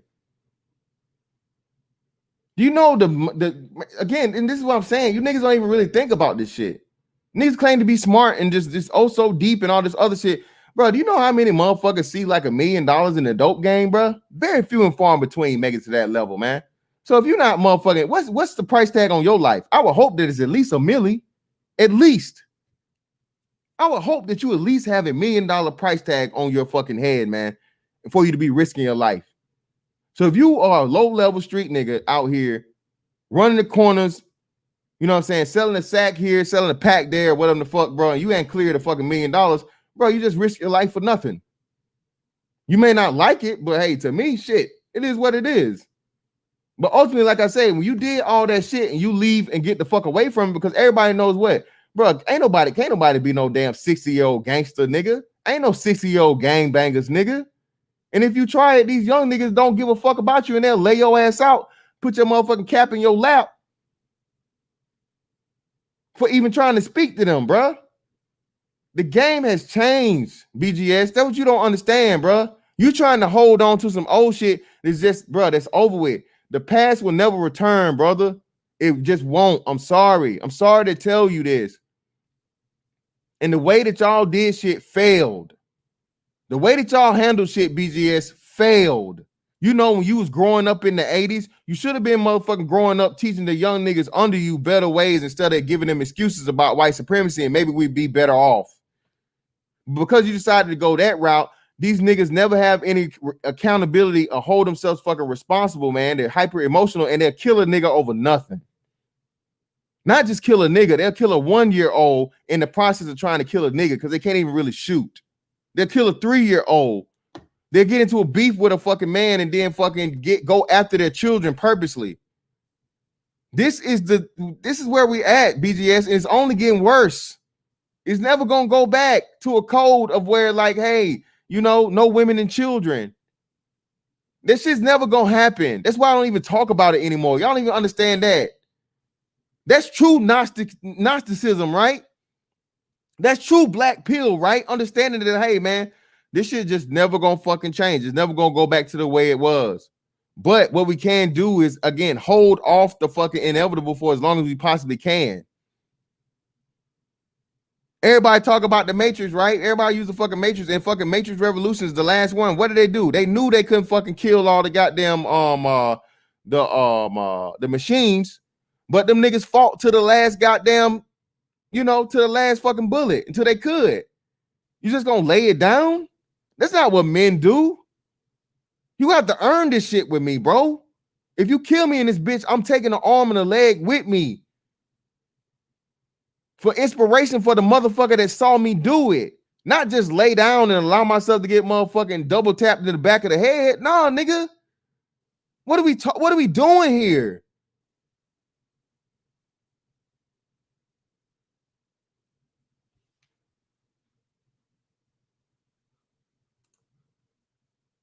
Your 85s, they grew up in the hood, man. You think just because they got an education and they wear Prada and they wear a different kind of perfume that they still not ratchet? That seedling of that ratchet girl, that 85 girl that grew up poor, still not there. It's still there. And just so say you nuke this behavior. Say you nuke it. They're still not going to accept you. It's embedded into the psyche and the fabric of America. You are an untouchable. Until you're blended out, you will remain an untouchable. You think you're going to, you have this dream of starting your own little segment of your little pocket of Black America. And your little pocket of black America is not going to be is going to be left alone to flourish as what you think of as the epitome of blackness. Are you kidding? Are you guys really that stupid? I'm not even be couch words here. Are you guys really that fucking stupid? They mean to assimilate you. They mean to assimilate you like the Borg, not the Federation. This is not the Federation. This is the Borg. Not only have they fed it to you, you feed it to your kids now because they let you move into the suburbs and mix. Now you feed the same stuff to your kids. Now they don't have to do anything. That's what I was telling black women. Bro, you'll be a fucking fool, bro. Bro, you be the biggest fucking fool in the fucking world to do what I did to earn what the fuck I got. A fucking home and a fucking safe environment that's not fucking crime infested and whatever, and constantly take my fucking kid back to the motherfucking projects and the worst underbellies of the fucking hood. For what? Again, that puts me on the level of the motherfuckers that refuse to do what I get to get what I got. Why in the hell would I fucking immerse my son into the depths of niggerdom? No. The whole purpose in having children is to fucking put your children in a better position than what you were in. Not make them go through the same shit. That's a fucking female fucking black bitch talking point there, bro. Are you kidding me? 3 generations of projects. I had a woman come up here on my panel. The interview's still up to say that I wasn't making this shit up. My hometown, Macon, Georgia. 3 generations of women grow up in the fucking projects. 3. Who the fuck's gonna break the cycle? Me as a man. That's my responsibility. That's why I have a family. Why the fuck would I fucking expose my son to dysfunctionality like that? Do you understand the importance of fucking y'all niggas talk psychological and subconscious? Do you understand what that does to a fucking child if he's constantly around that? He begins to think that it's okay. That's why you move out the hood, away from the nigga shit, so your child isn't thinking that this is the norm. What are we doing here?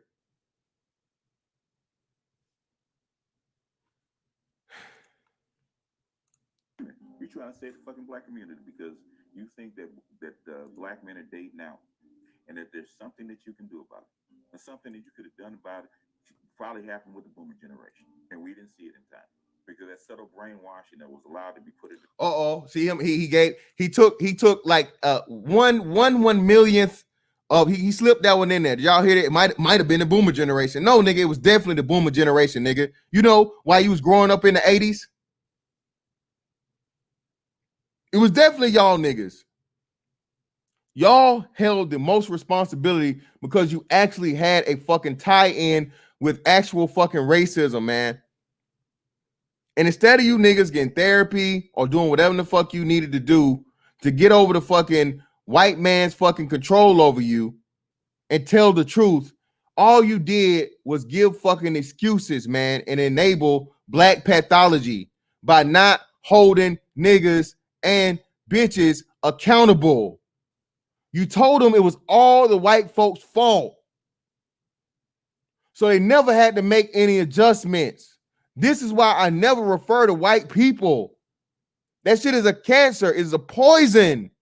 Niggas are addicted to it, and it started out with you niggas. Y'all were the first one to fucking reach the land of milk and honey, so integrating. And then y'all, once y'all became a part of what you begged to be a part of, you still turn around and said it wasn't enough because you didn't have equal footing or whatever. Nigga, fight for it.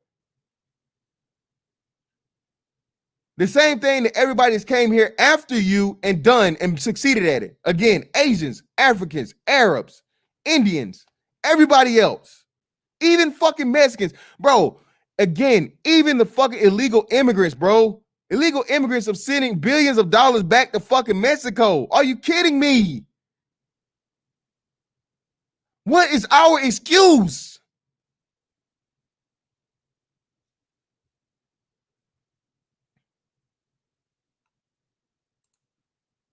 That our children is taking hold. It's taking hold so much that you're following the same pattern and program is going to actually flourish and flower in your children. And once it does, it's over. The black community exists in name only. And really, the only really exists in name only is because white people still want a black community. White people didn't still want a black community. Black community would have died years ago. That's why come a lot of black scholars say that integration was bad. And you think it's because of the lack of black pride and lack of black development. No, the real ones, the ones that know what's going on and exactly know what's happening and actually know how this stuff is actually done, they know you really want to be white. You really do. I know it. At least the women will say it. The women will admit it in themselves because they know it. And how it expresses. Bro, the worst thing in the world is for a nigga to convince you. A nigga to try to tell you something that you think about yourself that you don't think about yourself. Bruh, I've never once in a day woke up and I sure like to be white today. My life would sure be easier if I was a white man. Bruh, never not one day in my life. I told you. Thundercat, Ninja Turtle, Kobe. Blue, green, black man. That's all I ever wanted to be outside of being myself, man. Stop, please. Stop. As much as I fuck with fucking the Ultimate Warrior and Bret Hart, I never wanted to be them. Two of my favorite wrestlers, Hulk Hogan in the back of the day. I never wanted to be Hulk Hogan.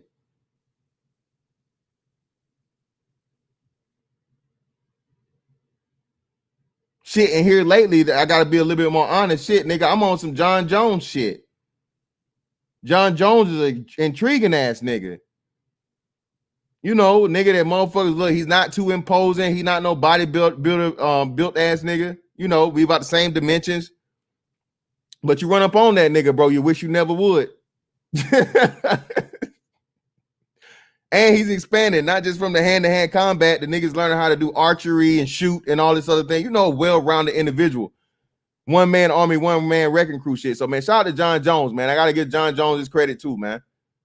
You know what I mean? But I can't really want to be a nigga that's younger than me. You know, I can't do that. But, you know, he does have a lot of attributes that you know, I want to maintain myself. I don't want to be the nigga, but he is very intriguing and an example of somebody that, if you wanted to be somebody, John Jones, outside of, you know, that booger sugar, outside of that,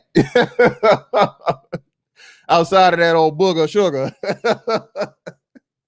outside of that, man, he's like, you know what I mean? The dude's a winner. Itself is different. You thump your chest, you want to be superior, and be superior because your athletes are out there and whatever, for stroke of luck or however it is, black American black males are actually seen as masculine, as the epitome of masculinity. Nigga, which is it? I've been said this. Again, I am that nigga. BABG, nigga. That is me. The epitome of masculinity, sir. I am, again, I'm 36 years old and people still like, hey man, you play ball? What school you go to? I really wish, I mean, and this is you know, it's another fucked up part about it, man. You know what? You could never really do on what's the name, and it would be really genuine. You would just have to have like a running tape, like all the time, 24/7. You know, so and never edit it for niggas to believe shit because you did. Man, y'all know how many times I asked. I told you I went to my sister's graduation, right? My baby sister. In Savannah State. We had a hotel, stayed at a hotel room, got up to go get me some fucking breakfast and shit in the morning. It's like, damn, man. It's like, oh, you play football? I was like, nah, bro. And I hate that shit too. I hated it, but that's when I was big as shit. That was when I was like 290, so I understood it. But I hated that shit, man. It's like, nah, man, I don't play no football, man. I'm a hooper, man. I play. Oh, you hoop? What school you go to? I'm like, nah, man. Hey, those days are way behind me, young fella. Appreciate you though. And these would be younger cats, especially old ladies, man. Old ladies love a big ass black nigga, bro. They love big ass black guys. Boy, you don't know, boy. Ooh, you lucky. You would have caught me 20 years ago, boy. You wouldn't know what to do that, boy. You wouldn't know what to do, boy. Like, hey, Miss Pearline, you better get the hell on if you get your hip broke. You don't want these problems, girl. You ain't trying to get the you ain't trying to have the motherfucking, you know what I mean, do that Medicaid, use that Medicaid, girl. You better get on away from around me. But no, seriously, man, like I said, bro, I'm the epitome of that, nigga. I don't need you to tell me that. I already know that. I told you, I walk in the room and motherfuckers put their eyes on me. First thing they say, damn, you big as shit. You big as hell. Yeah, nigga, I know.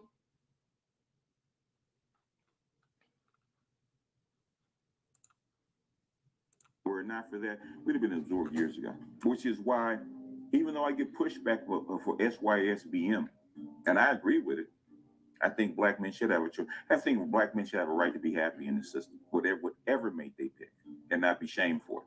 That's one reason. But the main reason that it's inevitable anyway.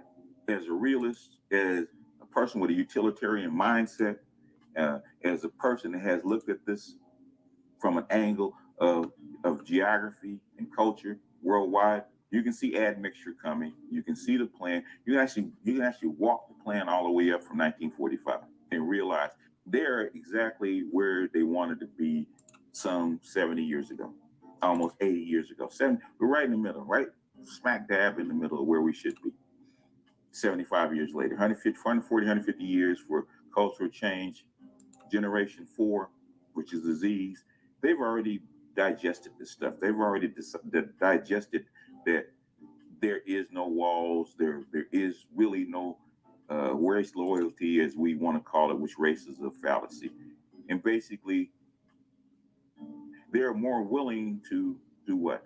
To mix, to admix, to put the walls down. Even the poor white guys that fought against it for so long, man, they got little mixed grandkids, and they just accept it because it is what it is. They're busting up your communities, gentrifying your communities, not to make them better, but it's to bust up your community so that you will be forced to mix faster. If you look at the data, if you actually pick up a book and you actually study this stuff, if you're really concerned about it, which I know black people really aren't concerned about it because they don't even look at it. They don't study. They don't care. You bring them facts, they bring you feelings. They don't care. I'm doing a study on. Oh my God, listen to this nigga fucking prove my point. Niggas don't like facts, they want feelings. Oh shit, I missed the super chat. Shout out my man Dick Thug, man. Let's be honest. Notice when you get into chemistry, mechanics, robotics, etc., brothers low-key think you're an outsider. Black people don't even think we should build things as if building is white. Listen, bro. I know it, man. Again, whenever you get to the point of where you dare act outside of niggerdom, you're trying to be white. And everything that's associated with correctness or success is white. And we don't even do that. I don't associate success with white. I just associate success with success.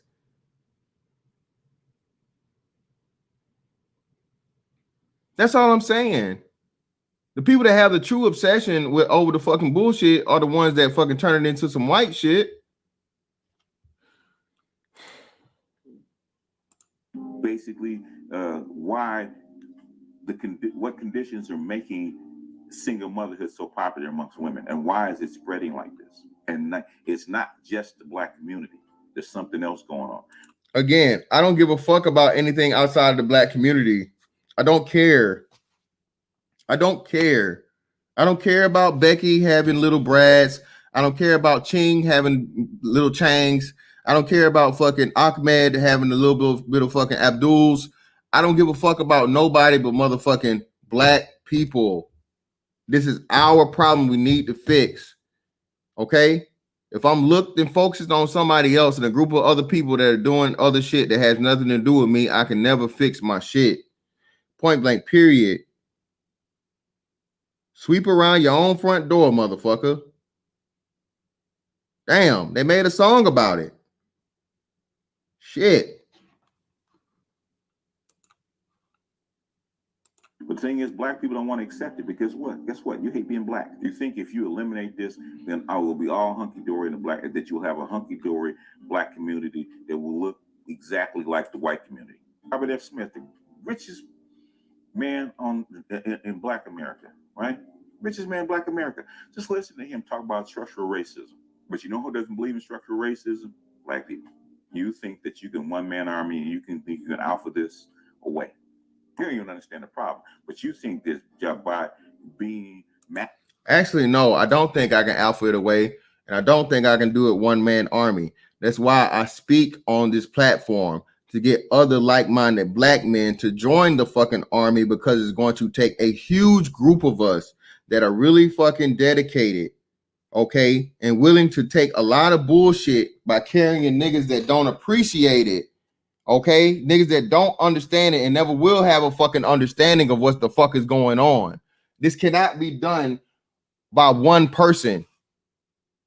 That's just it. But niggas like you are in the way, BGS.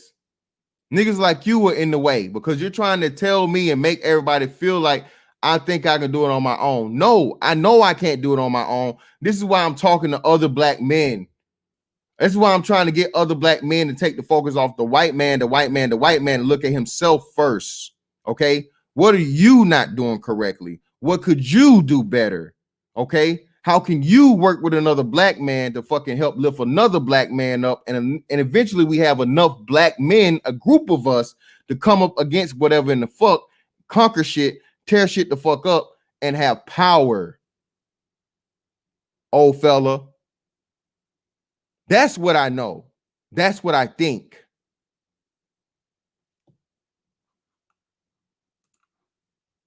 Masculine and being using white talking points and agreeing with white people about George Floyd and people like him.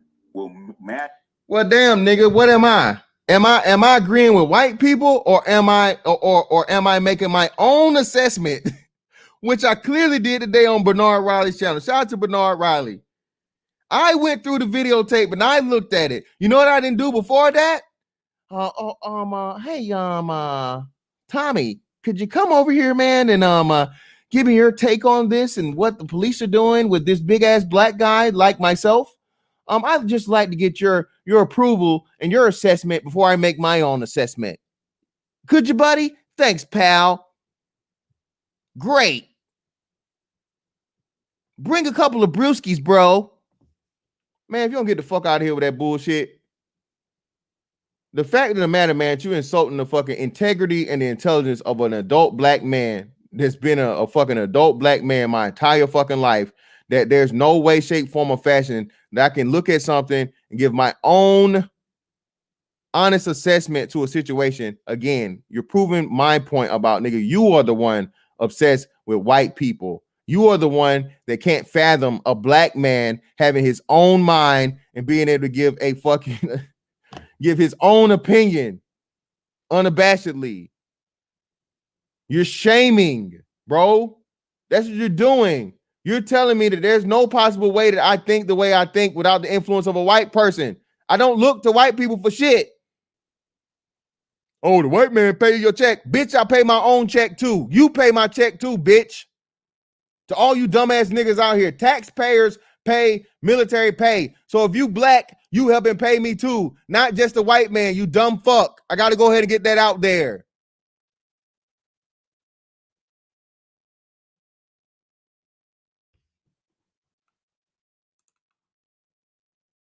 Magically make you more acceptable to the dominant society. Really, that's that dual consciousness. You need to have a talk with that little white man inside of you and get him to calm the fuck down. Because you're not being spit out by the snake. You're actually being eaten by the snake. And you're halfway in it, and basically whatever they're pumping into your head to make you easier to digest, that's what's going on right now. George Soros and Black Lives Matter is just another vehicle. The thing is, they saw it years ago. They know what has you by your short hairs. You know what has you by your short hairs. You just want to admit it. Just like Pinocchio. If I've served the white master, I served Geppetto long enough, the blue fairy will come down from heaven and make me into a real boy. I won't have this dark skin. I'll have these blue eyes and good hair and a good job. And I can actually drive down the street without cops fucking with me. Damn.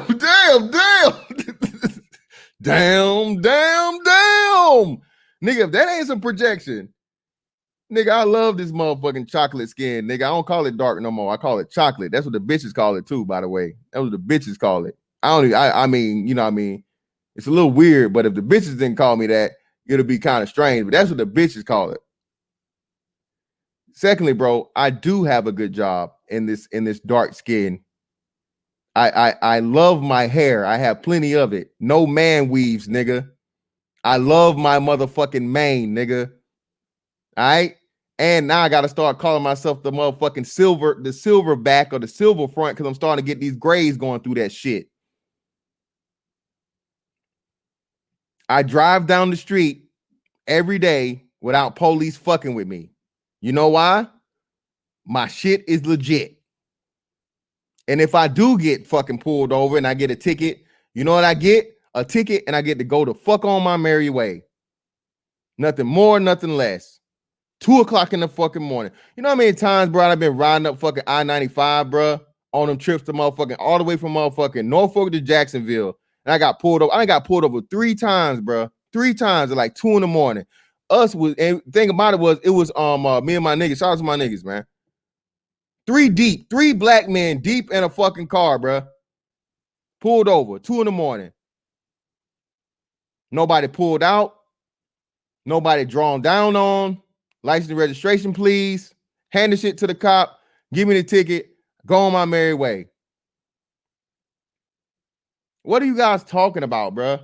And I'm the majority. Again, I say I am the majority of black men.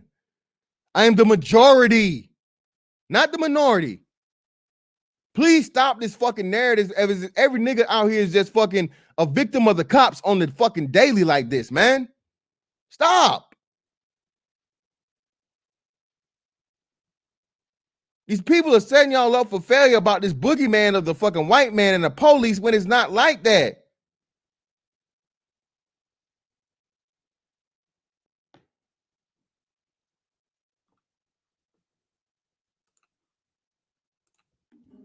That's my partner who I've known for God. Oh shit, yeah. All right, shout out to A-Gun. Yes, and you know we had them motherfucking things in that car.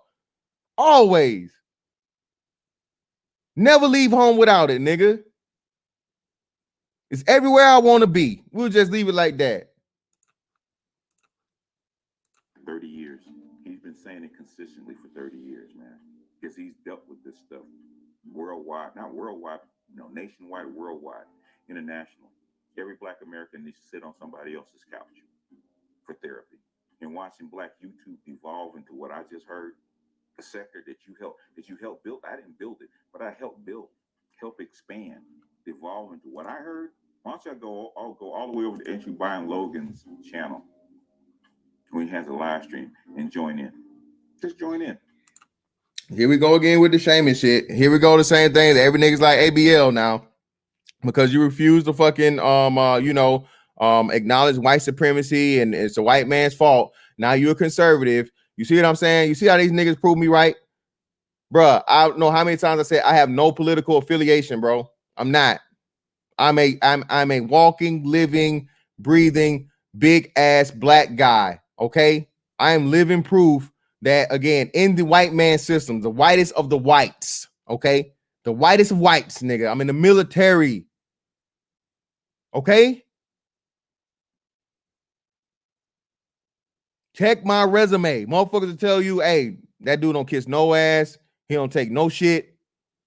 And at certain times, he motherfucker run his mouth probably when he shouldn't. Motherfucker didn't understand what he was doing at the time, but he did something better for everybody else that everybody else got the fucking benefit from because he wasn't no scary ass bitch that was afraid to speak his mind.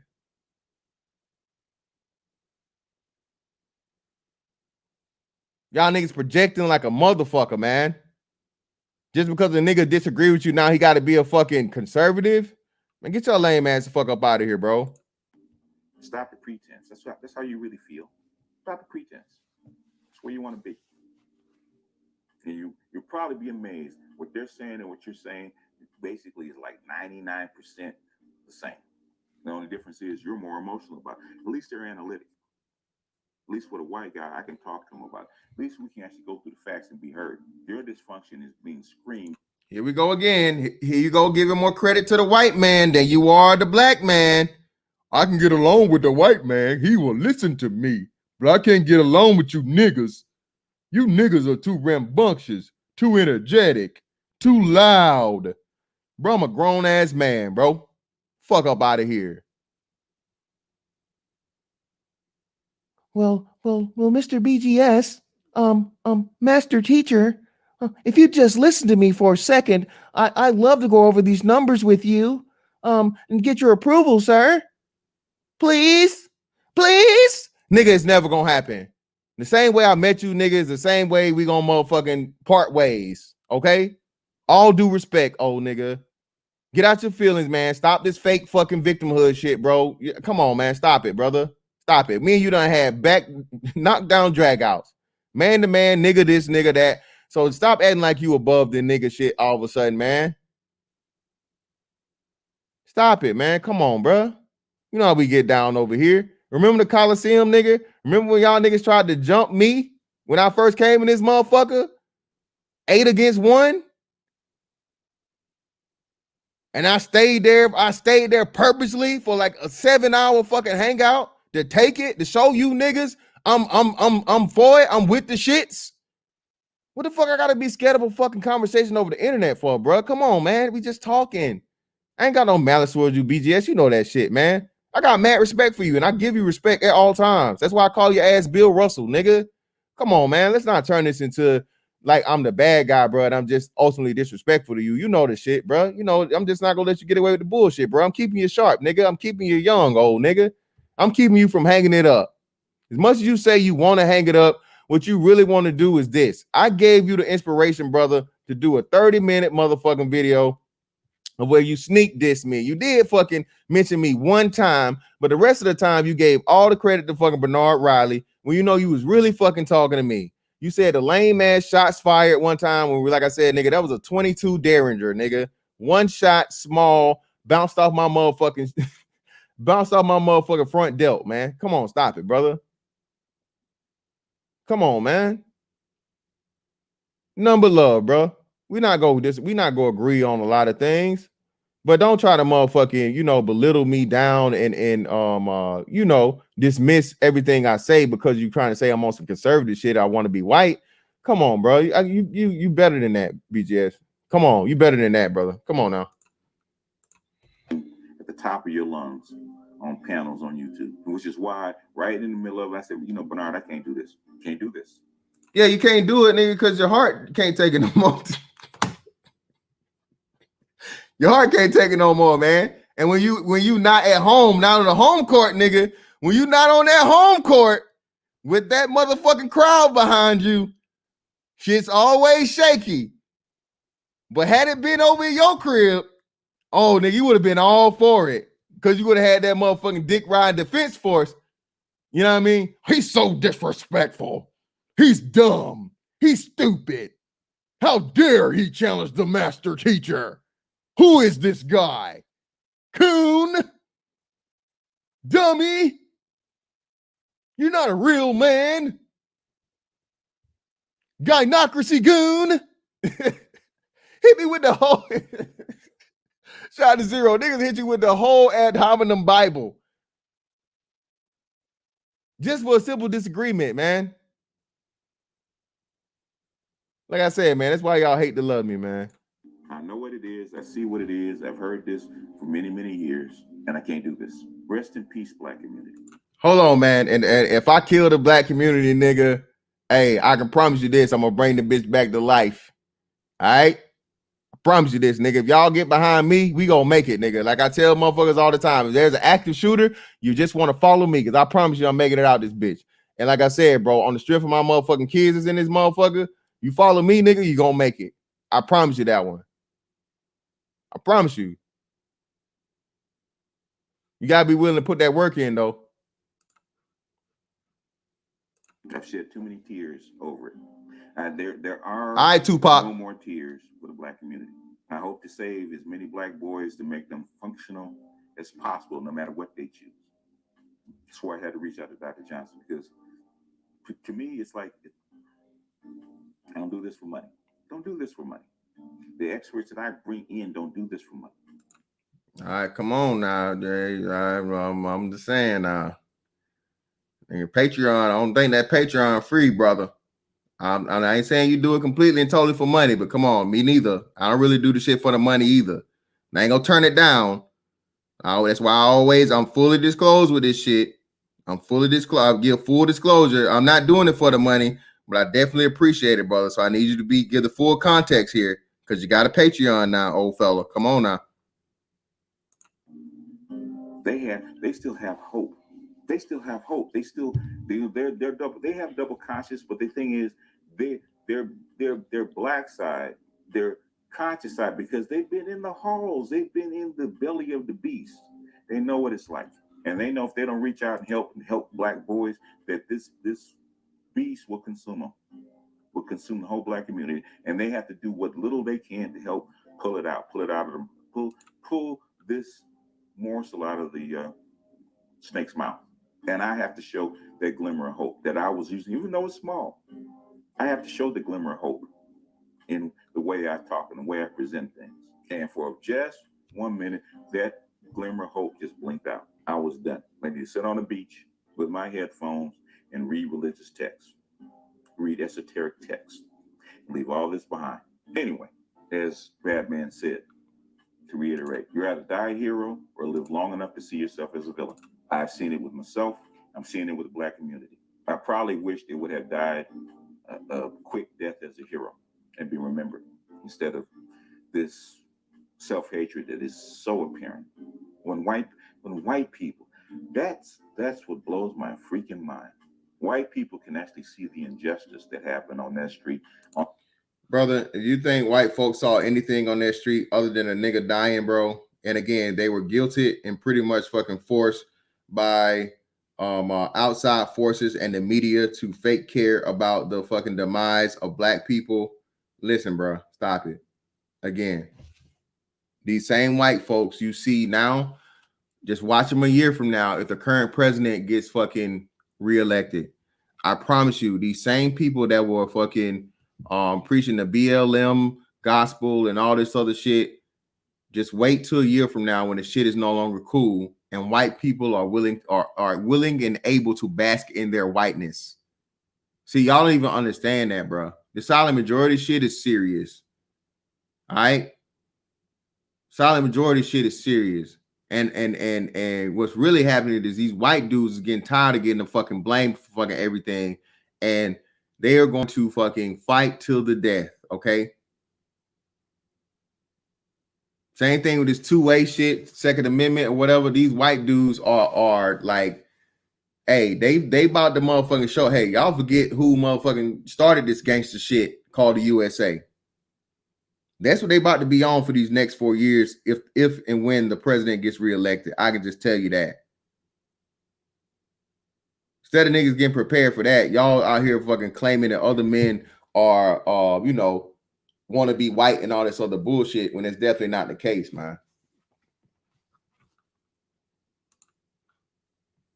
On that camera, white people, literally white people, probably never don't have black friends can see the injustice. Exactly, bro. How can they see the injustice? They don't even have black friends. They're virtue signaling, bro.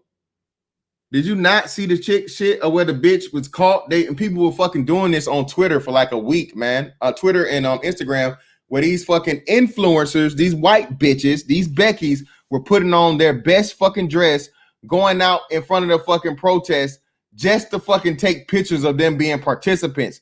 That's the majority of white folks, man. They don't fucking care. This shit is just like, hey, I got to be black for a week. Oh, hey, I threw a rock at a cop, man. Wow. You know? And then they fucking go back to their fucking lily white fucking lives and act like they never participated. They got the shit out of their system. Stop it, bro. Stop.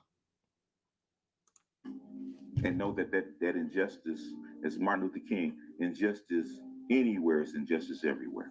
They saw the naked injustice of their own system, and they decided this is not who we are. Stop it, bro. Again, if you're a Gnostic, Mr. Black Pill and all this bullshit, you understand that injustice is inevitable, sir. Injustice is always everywhere, nigga. There is no perfect world of where there's only good and no bad. Without injustice, you can't have a revolution, can you? Without injustice, you can't have people inspire people to fight for better things, can you? Stress causes growth, even when it's negative. Okay? God damn. And black men on YouTube in public defend that injustice and are proud of it. Maybe I'm living in an altered reality, man. Maybe what I heard isn't what I heard. All I know is that if this is the way the manosphere is going to go down, I can't be a part of it. I'm sorry. If this is where the black manosphere is going to be, I can't be a part of it. You don't need me to self-destruct. You don't need me to tear yourself apart.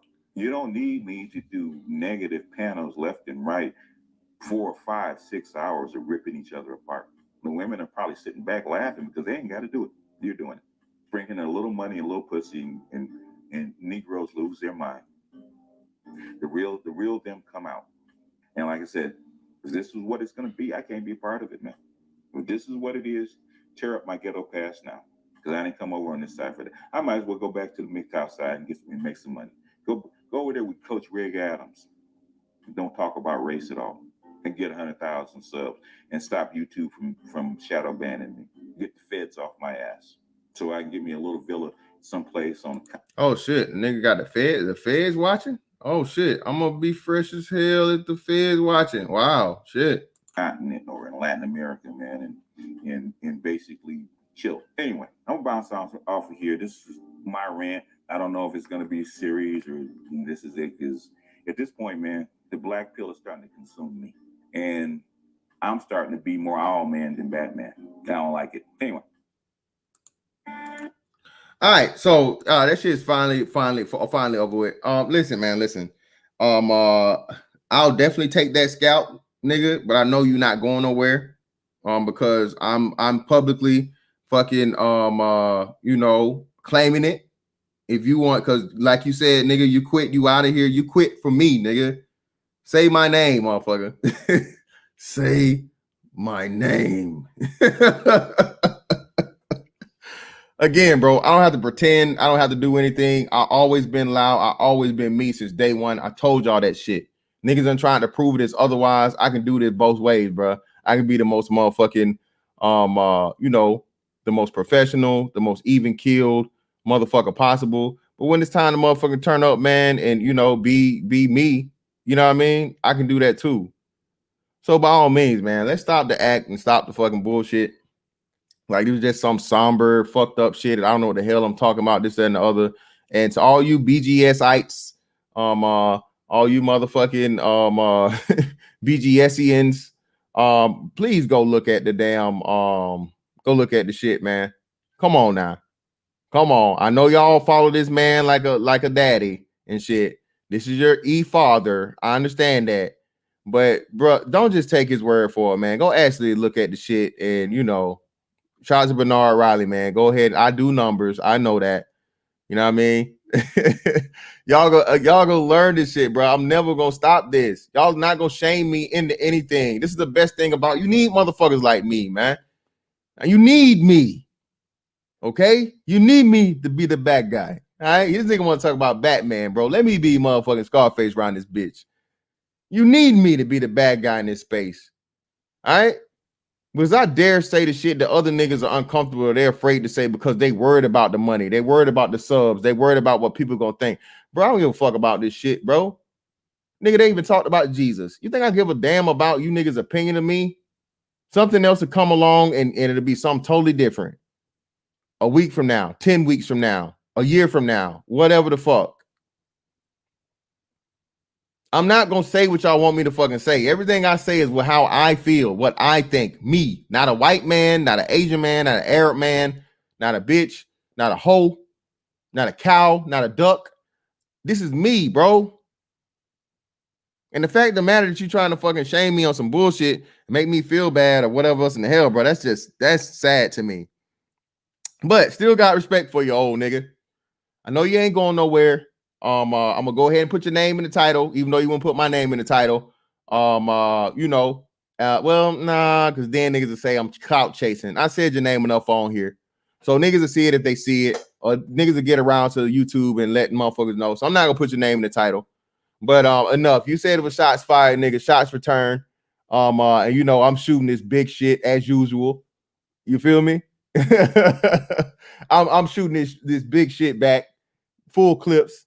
Pressing the button and shit, unlocking the shit with a key and pressing the button. But it's no malice, man. I like this. This keeps I keep you sharp, old fella. You know what I'm saying? And as usual, anybody that's honest in their assessment of my reply to your reply or to your ramble, rant, whatever the fuck you want to call it, could honestly see where the fuck I'm coming from, man. All right, that's all I'm saying.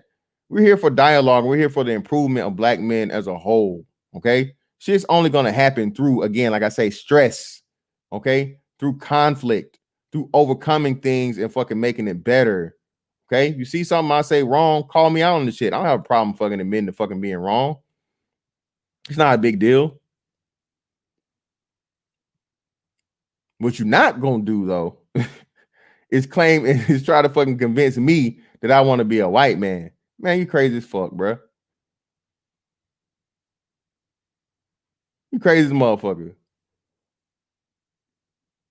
But all in all, man, I done fucking, been up here. shout out to what's his name? Shout out to everybody that came through. Did back, yeah. Exactly, man. I appreciate y'all for coming through, man, on this late night shit. I'm on these fucking crackhead hours. Man, you gotta put in work, right? Again, man, you gotta put fucking work in, bro. Oh shit, yeah, man. Lord Jesus. You can't say nothing to these old niggas, man. Even though motherfuckers ain't there, don't even know their granddaddies. So I guess that's why they resonate with BGS, man. BGS is like the granddaddy niggas never had because they don't know who he is. We ain't gonna get into that. But all in all, man, hey, that's that on that one. I'm about to take my ass to sleep. Go back to motherfucking sleep, man. Now catch y'all motherfuckers later, man. I'm out.